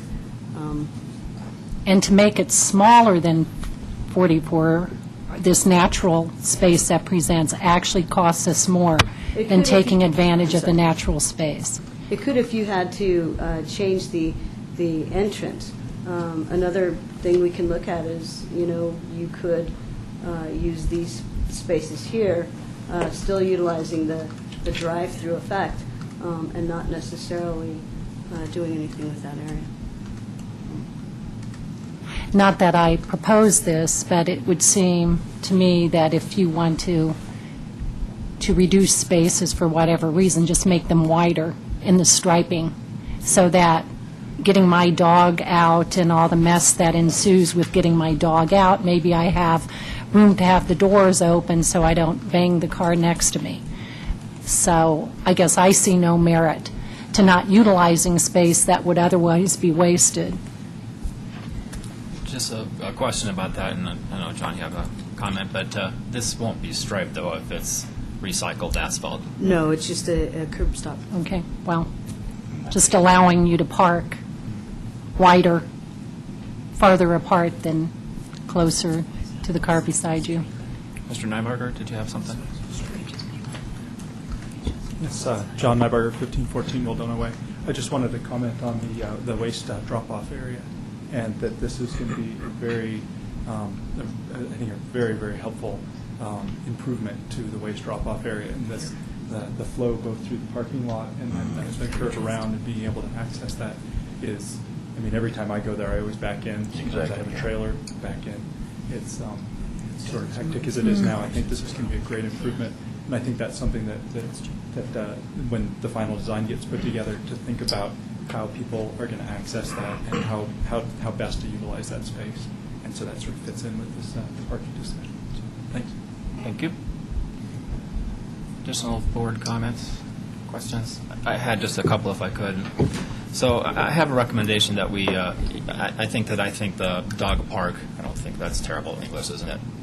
I believe that the dog park should be bigger than smaller, just to help with the turf. I think the town does a great job with turf. We can look at all our parks, and it looks fantastic. So I have a lot of confidence in our town staff to do that. But my recommendation is to see if we can do, not really photo sims, but if you could, next time this comes forward, to put some stakes out to see what that, 30, 50 from center from the creek bank, what that would look like. I think that would be relatively inexpensive, and I think it would be helpful for people to visualize that. I personally believe that the turf is best, but I believe that your suggestion about cost comparisons for installing gravel versus installing grass and having an actual bid about that makes a whole bunch of sense. The board can have a lot of informed opinion about it then. I'm sort of on the side of Trustee Skumatz here. And it's a commercial lot, but Target is way overparked. I don't want to do that in a recreational facility either. But if it's already there, I sort of understand that as well. It would be nice if there's any irrigation out there. We always require of any development that we're going to put landscape and landscape buffers out there. So I don't know if we could plant a tree or in a box or whatever, but that's what we would require if anybody is trying to build something in town. I think we should do the same onus should be on us as well, if doable. I don't know if there's any landscape water there or not, but I think that would make a lot of sense. And then moving just slightly off this topic, I'd really, when this comes back, I really want to make sure the erosion control for the bike park is going to work. That's the only thing that I think that's going to be dirt, and during the rain, I want to make sure that that's not running into the creek. This sounds a little strange, but in our grasslands, we have problems with snakes, and people will run across snakes, and so I want to make sure that the paths for the golf area is big enough so that people can actually make sure that they're not going to tromp on a snake without actually knowing that they're there. And then, I don't know, is there a reason why the dog park water quality pond is screened separately, or could that just be included into the park with a fence? That would be the far east. That was side. initially inside the park, and we'll have to make some adjustments to make sure that stays within the park. But when and maybe I'm misreading it, but it looks like it's fenced outside the park. Right, it is in this rendition because we made the park a little bit smaller than other versions you had seen in the past, and so when we go out to bid, we'll make sure that is all within the Yeah, I mean, same- if it's not same going to area. function, if it's in the park, then so Right, be it. and- But, it's a way of gaining some additional property with very little loss, as far as I can tell. It's just fencing costs. I'm also wondering, sorry, having difficulty with this little pen here. So I'm wondering if you really want to gain more dog park acreage, what, if eliminating here and here and bringing this in through here, what would that gain? At least from my perspective, and I think it's an aesthetic thing at that time. It's whether or not you want to have the dog park all the way out to the parking lot. Or, I mean, I think that the pedestrian circle is a nice park aesthetic. So It's an amenity that was included to provide some separation from activity space to activity space. So basically, it is an aesthetic focal point for that area. There'll be grass, native grasses in the center of that focal point. And then if you are interested in not being near the dog park, you'll take the path on the other side to go to the other amenities. So it was an aesthetic feature. I was just, I mean, you get more property if you want. if you really are that concerned about the acreage and, others are that concerned about the creek corridor being a 50-foot buffer, there would be other alternatives to enlarging the dog park if needed. Additional comments or questions from the board? Otherwise, I'd like to take public comment, but Trustee Skumatz. Maybe there's a compromise of a narrow oval. I don't Right. know. Yes, a little bit sharper angle there, but to try to gain back a little bit of the acreage. The other question I have is, it was raised to me by some citizens that maybe the middle of that oval wouldn't be such a bad place for things like bouldering wall or children's playground. So in thinking in the future, that might be something that we might consider. Okay. Any public? If I can just build on what Trustee Skumad said, if we're going to stake it off anyway, could we possibly have it staked off for a narrower oval to see to be able to visualize what we would gain if we narrowed that oval in? Jim, you look like you're pondering here. So if I could just comment, Okay. Studio Urbanista did our original designs for the park.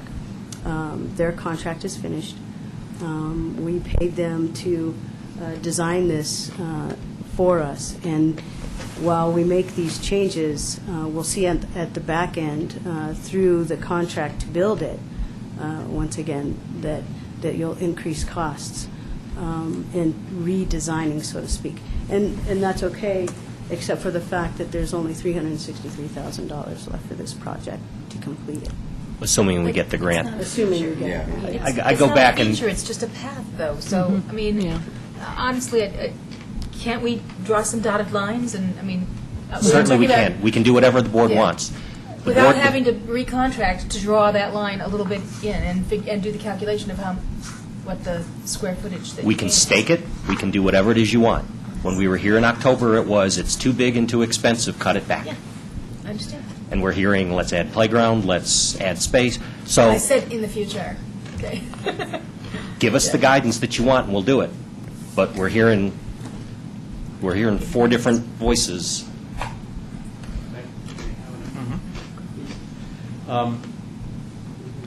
The idea of changing the shape of the oval, narrowing it, and moving it out, there are a couple of issues. I mean, it's a possibility, I guess, cost aside.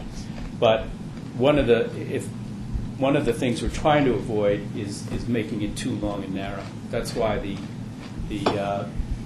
additional footage, keeping the footage where it was along the creek, is important, because the squarer it is, the more flow you have of dogs and people, and it's more effective. The other issue is that you want to have the entranceway close to parking. That's one of the design rules of the dog park.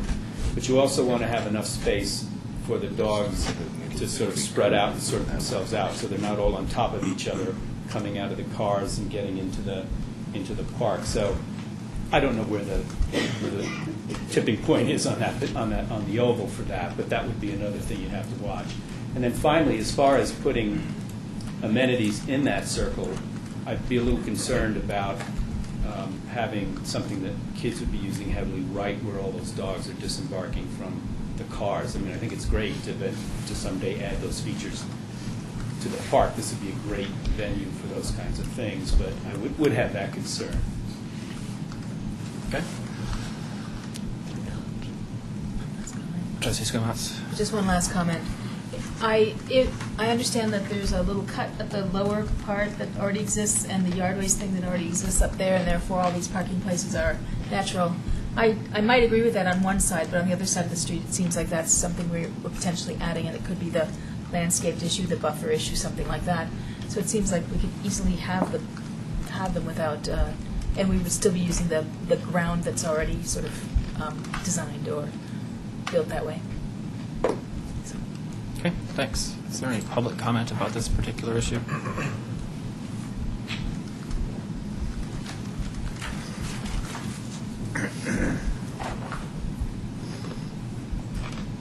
I'm Bob McCool, 312 West Coal Creek Drive. Just 3 observations.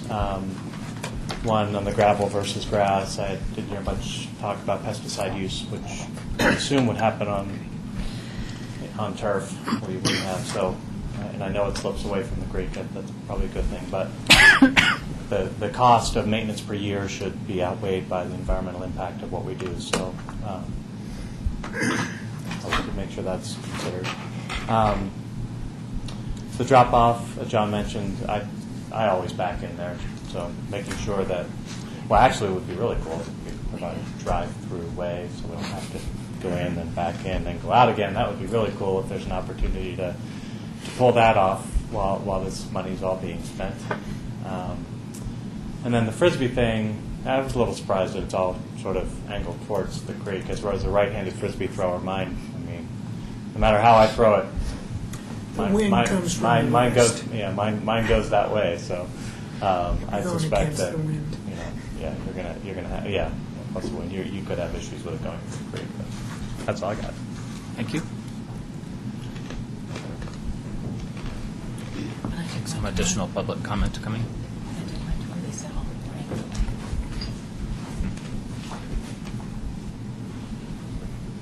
Joyce Welch, 1807 Reliance Circle.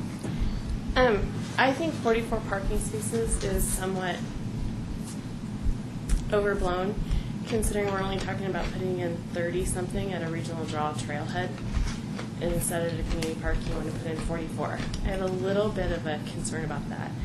If we didn't put in the outer edge of the parking, it would still leave us, in my opinion, ample parking for people who did drive. We are a walking community. Most people will be walking, and what I've heard from everyone is that this is a good place to put it because residents of Saddlebrook and Horizons don't have a place to put their dogs. And I would assume that Horizons and Saddlebrook isn't going to drive there. So 44 just seems like a lot. I'm concerned about the safety of Honey Creek. It's not wide enough for people to walk down while cars are driving. They also speed down it as it is. CoCal speeds down it.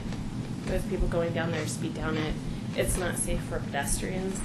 I'd like to know what's going to be done about that. I have a concern about people crossing at Rock Creek Parkway and Honey Creek.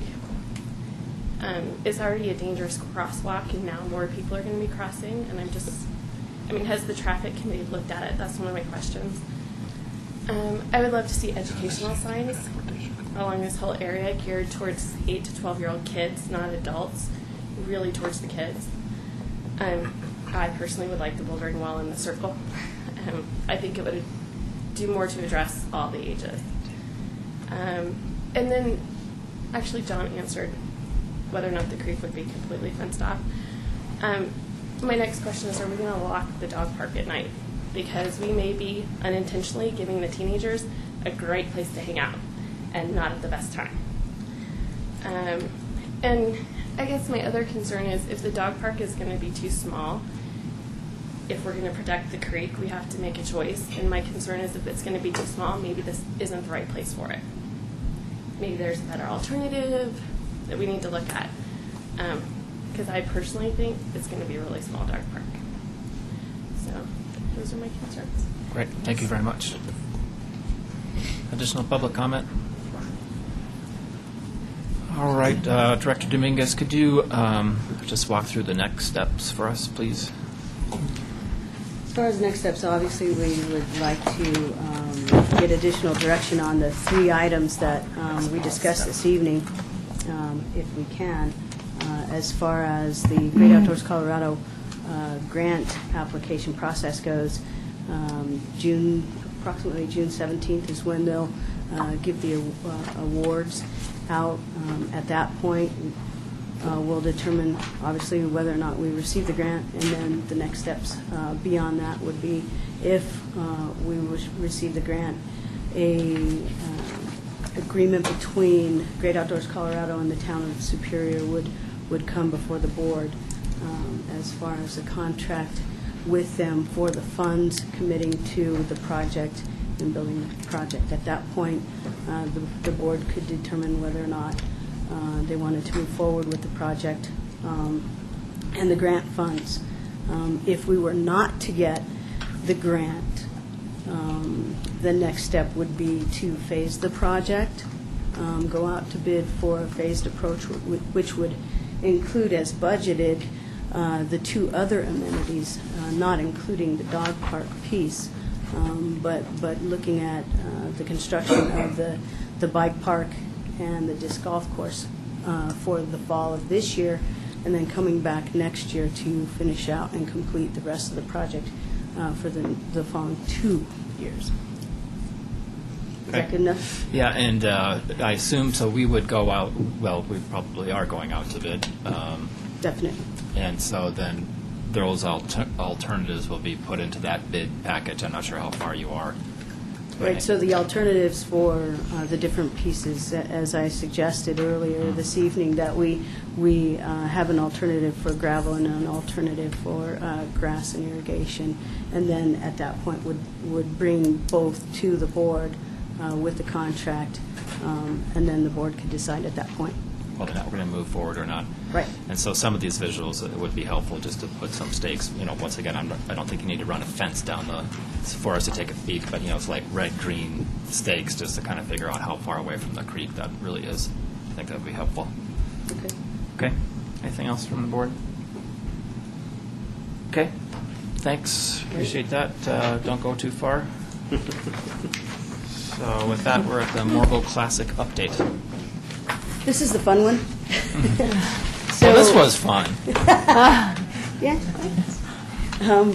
We have 18 days before the Superior Morgul Classic. We're doing quite a bit of work behind the scenes. Town staff is doing quite a bit, as well as the consultants. And here they come, everybody on the team. As well as the chamber, the consulting team, and of course, Sergeant Cullen has helped us quite a bit as well. So, again, 18 days. The kickoff will be Friday night, the 28th, with street sprints at 4 p.m. 4 p.m. also will start with the festival. On the Friday night, we'll start off with a pasta dinner for all to enjoy. Free to the riders, but $5 a piece for anybody who would like to attend from 6:30 to 8:30. Hazel Miller will play on Friday night. This will all be at Community Park. The street sprints will be on Colton Road, right next to Community Park. Very exciting. Saturday morning, the Summit Criterium will start. That'll begin at 7 a.m. The gates to the festival will open at 10 a.m. The festival will include the food showcase. It'll include an expo area with sustainability stage, an art show, kids activities, just a lot like what we do with the Chili Fest. There'll be beverages in a beer garden. Of course, that's extra, and live entertainment. On Saturday, the whole outline for the entertainment is Josh McWilliams at 10 a.m. on Saturday, SMP 3000 at 11:30, 1 o'clock Ironwood Rain, 2:15 Allie Meyer, 3 p.m. Rebecca Folsom Band, 5 p.m. the Denver Taco Drums, and at 6 p.m. Face. At 8:30, there'll be the Bike-In movie, and that is the American Flyers 25th anniversary showing. So really exciting again. And then Sunday, it's the Superior Morgul Race. That will begin at 8 a.m. The festival again will open up at 10 in the morning. The entertainment lineup for Sunday is the Dwarf Planets at 10. At noon, the Champions. 2 o'clock, I hope I get this right, 2 o'clock, the Grenettes. Yep. And 3 p.m., Otis Taylor. And 7 p.m., Firefall. Again, the cost to enter the festival itself is $5 per person a day, or $10 for the entire weekend. $15 for a family of 4 or more, and that's very, very good pricing for what you're going to receive. It looks like we are, we've surpassed the budget for cash sponsorships. The budget was $31,000. This group has been able to obtain $34,000 so far, with some items still coming in. We almost have about $72,000 in-kind sponsorships. These are the items that we needed for the event, but we got from different companies, whether it was through chamber members or just outreach. Again, the team has been out there working very hard to make this all happen. Over 198 racers have already registered. Typically, they tell us, the experts in the bike industry tell us that most of the racers will register day of. And so we had budgeted 340 racers within our budget. We'll surpass that. Estimates are 350 to 400. Well, that's being very conservative, and we think we'll have at least 400 racers. So far, the 198 racers have pre-registered, bringing in $18,225. Estimates are, anywhere between 15,000 to 20,000 people will attend the festivities in the community park. Ads are running in May, the Competitor magazine, Adventure Cyclist, the Elevation Outdoors, the Daily Camera, Denver Post, Colorado Hometown News just called me today. But that, in a nutshell, is where we're at. Great, fantastic. So what we'd like to do, if we have a few moments, we would like Sergeant Cullen to come up and talk a little bit about the traffic plan. That'd be great, thanks. Juanita, could you give a quick overview of the Sunday race route? And the race route itself is Sunday? Right. And that's exactly what Steve can do. Steve and or Brian.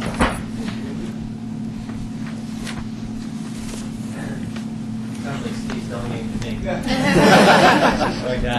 My name is Brian Lozinski. I'm the race director.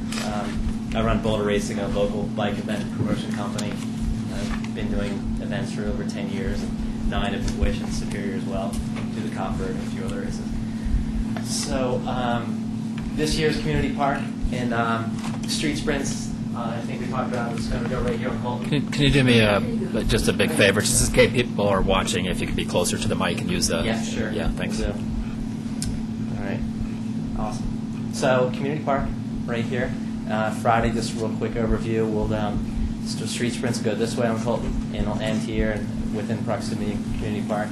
For the Criterium on Saturday, all the start will be right about here, and it'll go up here through the summit, and then back on the Rock Creek Circle, down on the Colton like that. So great little loop, has great elevation, kind of technical, a little narrow in here, but already the comments of the cyclists are real excited.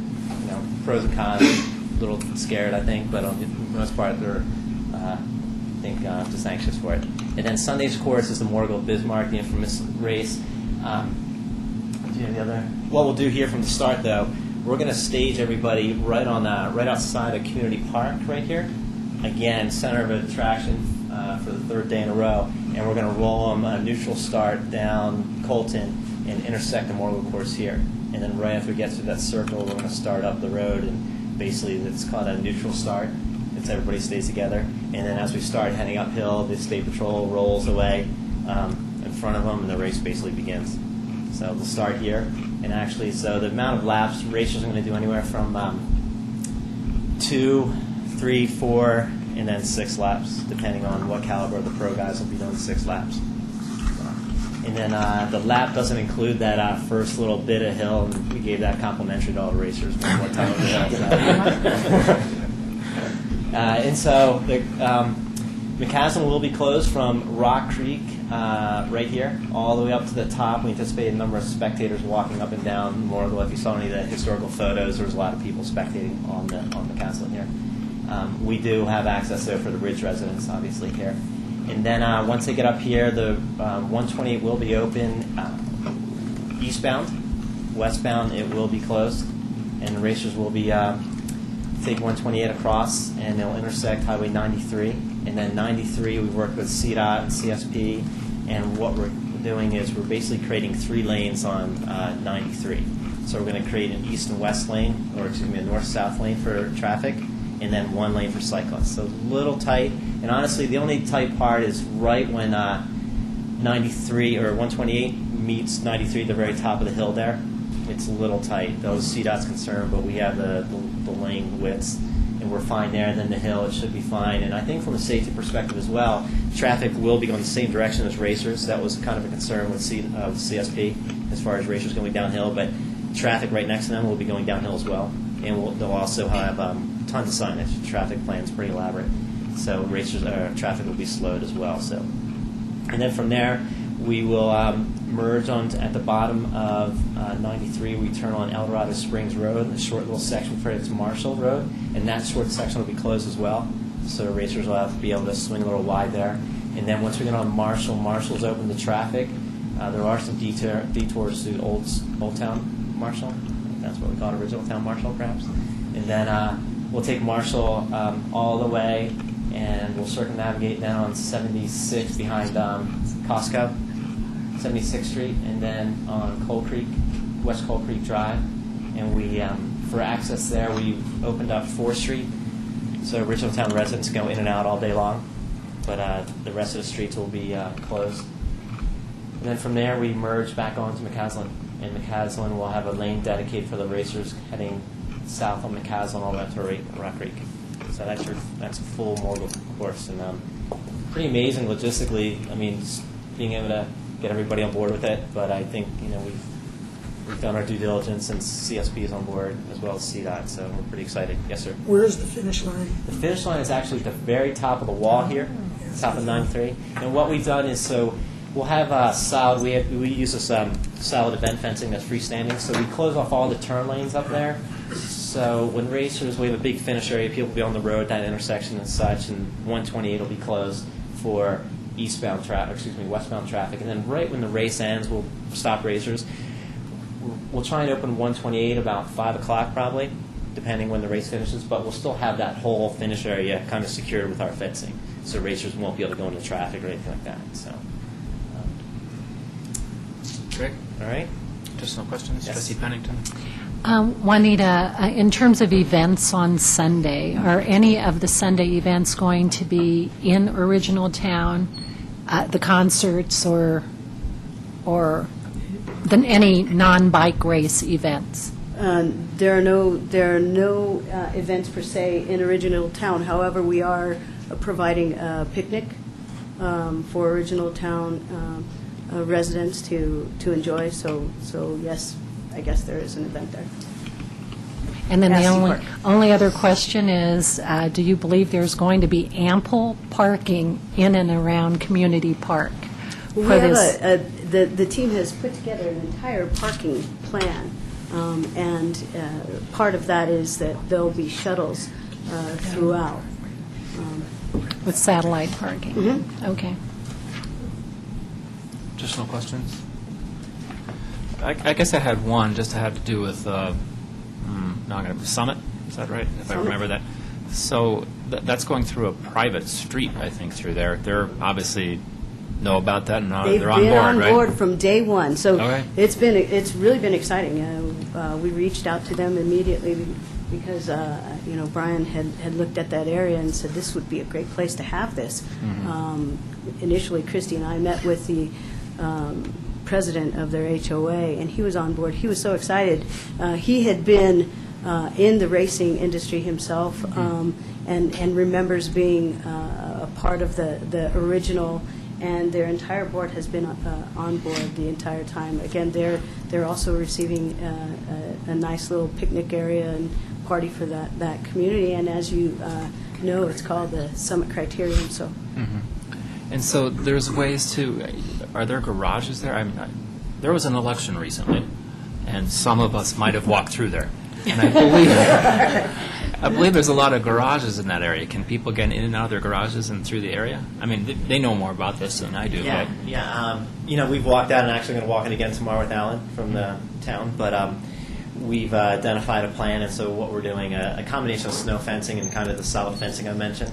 The truck comes through, we just lift it off, and it's freestanding and stuff. So we've given notice to all the residents, and my race officials actually requested we put solid fencing in front of the garages as well, so we don't have any incidents. Okay. So, and then we identified parking for them right outside of Rock Creek Circle as well, and again, notices to everybody. So. Okay. Okay, so this is my official response. This totally rocks. So I'm really looking forward to this. Other comments or questions from the board? Well, I can sense the excitement building in the community. With the signs being out and people talking about it, it's really great. Can't wait. And we'll have some video, I assume, of this. Oh, what's the media response so far, or have you approached the media to cover some of this, or local, or in Denver, or?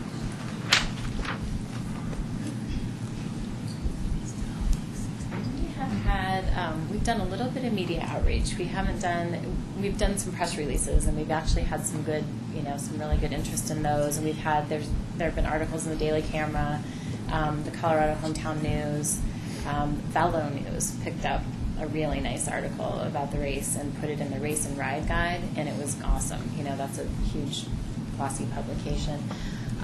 We also there was an article in the Competitor magazine about it. We've had a few, but then we also have kind of a media push that we're doing this last, 3 weeks to make sure that people are out and, hopefully at the event we'll have press credentials and we'll make sure that people actually are there and know what's going on. And then we will have video. One of our big things, obviously, is to have a lot of good marketing footage with video and with still photos for next year, so that we have some really good shots that we can use for different things. Because we are finding this year, in looking at our marketing materials and trying to kind of get everything going, that there's not a lot. I mean, the historical photos are all, they're not great quality. They're not high resolution for some of the things that we're doing. And then, we just don't have anything, obviously, from our perspective. So we've been working to kind of put that together. So, and we also, one really neat thing that we're looking at our next press release is that we had invited Governor Ritter to come to the event, and he's not going to be in town during that time. However, his scheduling person called and talked to me directly and has offered a couple people on their staff. Governor Ritter wants to make actually a statement of support of the event, which is very cool because he's been kind of outspoken about getting cycling back to Colorado, and that's really neat. So we're actually waiting on that right now. I've been kind of working with a couple people on his staff to get that statement so we can put that out in our next press release. So. Is that statement before the race? Yes. Yeah. He's very excited about it. Have I heard Denver Post in your media mix? We're doing ads in the Denver Post. We haven't actually had an interview yet with him, but I suspect that a lot of this last push advertising will generate, articles and things. Would you want to have television coverage from? Yes. Yeah. And I have connection with Channel 4 and Channel 7. Oh, great. So I can contact them and let them know. That'd be great. Yeah, so we definitely want to be sure that they come out. It's always hard with a first-time event. You're trying to kind of dangle it out there. Yeah, it is. It's a really great one. So, yeah, so we want to get as much interest as we can, definitely. Great. Trustee Cirilli? How are you, as far as your volunteer needs for, just an idea how many more you need. We're doing well. I mean, it's definitely been a long process. We ended up identifying about 200 volunteers that we would need over the 3 days, in different shifts and not necessarily, yeah. So I think we're probably inching up to 100 right now. So, So you need more. people wait, they sort of are hedging, trying to figure out what their plans are for the weekend. We've also been really carefully assessing our staffing needs and looking at, where could we do with a few less. I mean, the original plan that I created was very pie in the sky. It'd be awesome to have, 10 people here and 15 people here, and now we're sort of going back and going, okay, well, we could really do well with, 5 people here, and yeah. So we're going to do well there. It's just a matter of kind of, it's always the nail biting a little bit with that. So, yeah. Great. Thanks. Yeah. Thank you. Anything else from the board? All right. Thank you. Thank you so much. All right. With that, we're actually moving on to the consent agenda. Wow. Right on schedule. And 9 o'clock, so that was pretty well planned. So, all right. Thanks again. But at the consent agenda, we have the approval of the minutes of the April 26, 2010 Board of Trustees meeting, acceptance of the minutes of the Open Space Advisory Committee, and Parks, Recreation, Open Space, and Trails Advisory Committee, the adoption of a resolution appointing directors for the Superior McCaslin Interchange Metropolitan District, adoption of a resolution appointing directors for Superior Metropolitan District Number 1, adoption of a resolution appointing a municipal judge, adoption of a resolution appointing associate municipal judge, approval of the modification of premises for Rock Creek Pizza Dough Company, and a consideration of an application for alcohol on public property. With that, I'll entertain a motion by trustees Komat, second by trustee Gregouris. Discussion regarding any of these? Let's see, are we spending money? Yes, we are. So, Phyllis? Siroli? Yes. Gregouris? Yes. Hanson? Yes. Muckle? Yes. Pennington? Yes. Kumar? Yes. Williams? Yes, I'm out. Yes. Okay, thank you very much. That brings us to what was C, preliminary reading of an ordinance amending Chapters 8 and 10 of the Superior Municipal Code. Trustee Williams? Yes. So I'm wondering, I'd kind of like to see a red line copy of the changes being made to Chapter 8 and Chapter 10, and wanted to see kind of a bigger picture, a broader picture. Is that possible? Certainly. The entire section, word for word, is being moved from 10 to 8, and in the second issue, from 10 to 11. There's no substance other than the fact that what was in 10 is being moved to 8, what was in 10 is being moved to 11. I just would prefer to see a red line copy and see it all right in front of me and be able to read it all. It's fine, and this is first of a second of 2 readings. So the reason why I pulled both C and D was for that very reason, being able to see the entire chapters the way they are and the red line copy of how they're being changed. Okay. I personally love reading these codes. And producing them. I mean, Chapter 10 is probably 40 pages, but we can, I mean, we've done it before. we produce it, Exactly. and we could respond to these questions offline as well. But that's fine. Okay. And then my other question, let's see here. There's a statement about only sworn personnel can enforce the trailers and RV violations. Is that sworn personnel being police or sheriff? We don't have police, yes, the I'm sheriff's sorry. department. As the memo attempted to explain, that when we created this position back in 2008, we defined very specific sections of each ordinance that this position had the authority to do. We are finding that there are a number of instances, like the enforcement of the RV parking, which we've always had intention of having our civilian code enforcement officer enforce, was in Chapter 10. We never wanted to give the civilian code enforcement officer the ability to enforce Chapter 10. So now, after some experience, we're saying, here are four very specific items that we, rather than expanding this code enforcement officer's authority to include Chapter 10, we're taking 4 items out of Chapter 10 and putting them in chapters that he does have the authority to enforce. Okay, so let me ask you this. What do other towns do as far as if they have a code enforcement officer, do they issue citations for the trailers and the RV violations? I'd have to survey on what authorities they've given their civilian versus their, but again, recognize that most municipalities have their own police department, and the civilians that would be assigned would still be working under the authority of the police department. Yeah, you are in an unusual situation because you contract out for your services, so. Because we have a code enforcement officer. No, because we have a contract police Because department. you have a contract police department with the sheriff's department. Most of the time, you wouldn't need to hire a separate code enforcement officer. You would have your own police department. There would probably be one police officer assigned to code enforcement, is often the way they do it. And that would all come under the auspices of the police department, and it wouldn't, everybody would be sworn personnel, as they're called, and we wouldn't need to worry about this. And so before the code enforcement officer, how was this all taken care of? By complaint, by the sheriff's department.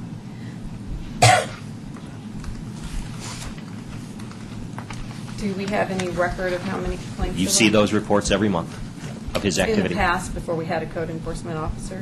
I don't even know that such data existed. And one of the biggest issues that we had was the perception of selective enforcement. And I'll go back to the almighty basketball hoops.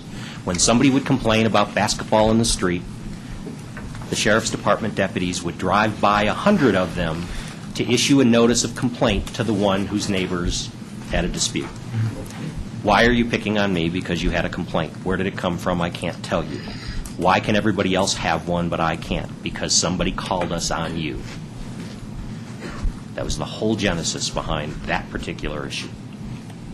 So I guess what I'm getting at this point, I wasn't here during the code enforcement officer being appointed, and I'm wondering what transpired to reach that kind of avenue, and were there a lot of complaints to make this? On the broader issue of code enforcement, there were a lot of complaints that were being received. It was candidly a lower priority of sworn personnel to go out and deal with whatever these types of issues. RV parking is a good example of it. It was one of the ways that we were able to deal with annual requests for additional staffing from Boulder County Sheriff to say, take some of the minutia off of our plate. Okay.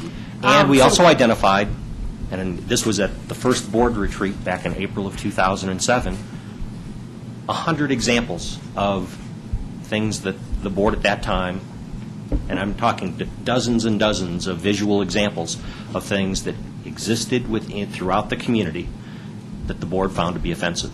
Illegal dumping, unkept property, obstructions in the right-of-way, a number of things that everybody just kind of drove by and didn't really give a whole lot of thought to.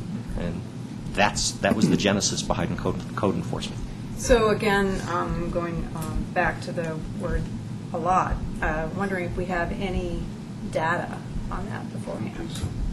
There's no written data on... I'd have to go back and look at the records that existed before I got here.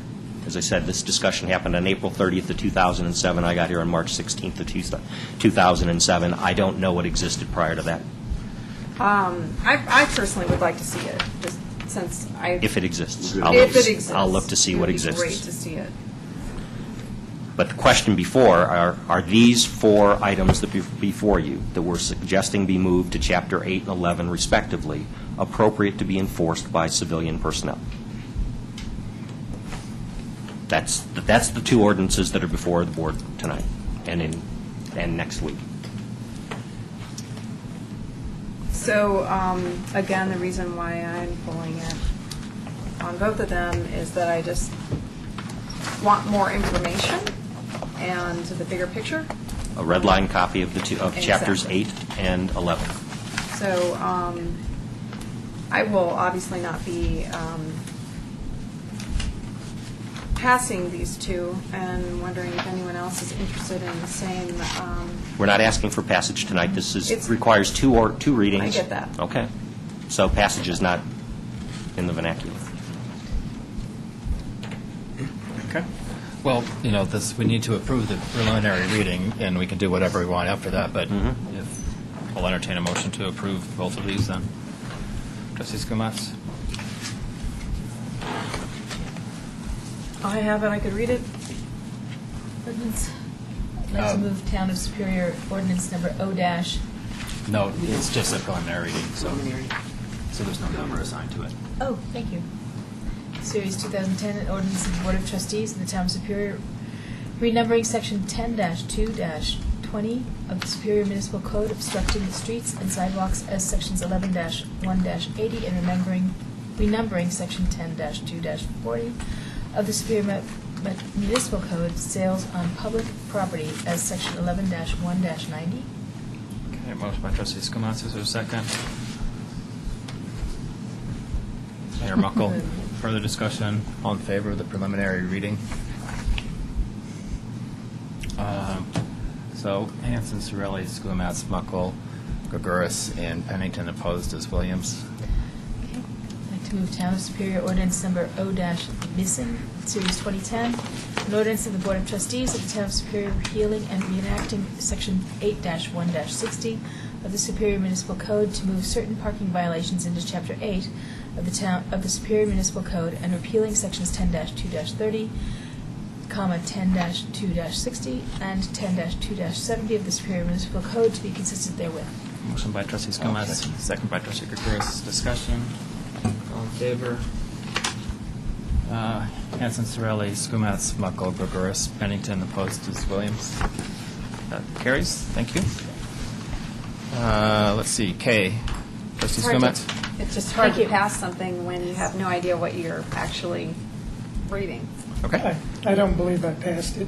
Yeah, we didn't. Well, I know, but I mean, I'm approving a reading, and I don't have really anything in front of me to Okay.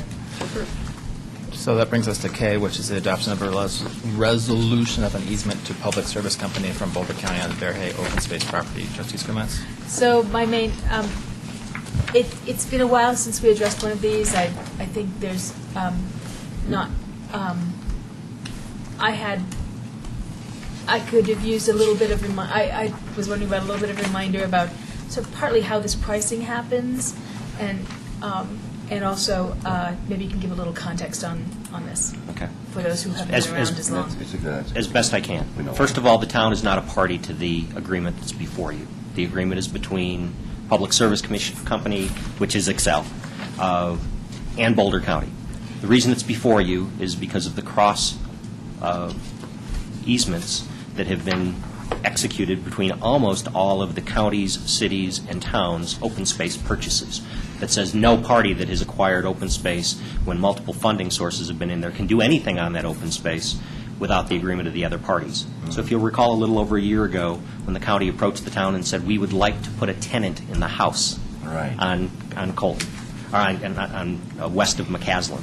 And the board said, yes, we'll grant that to you for a year and come back and we'll see how it works after the year. This is another example of that.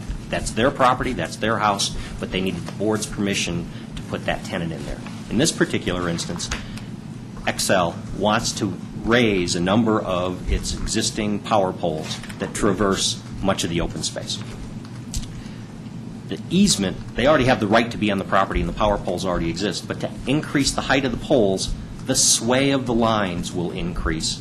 And because of that increased sway, even though it's above the ground, will actually be an encroachment upon the property below. So as a result of that sway, they needed to expand the rights of those easement widths.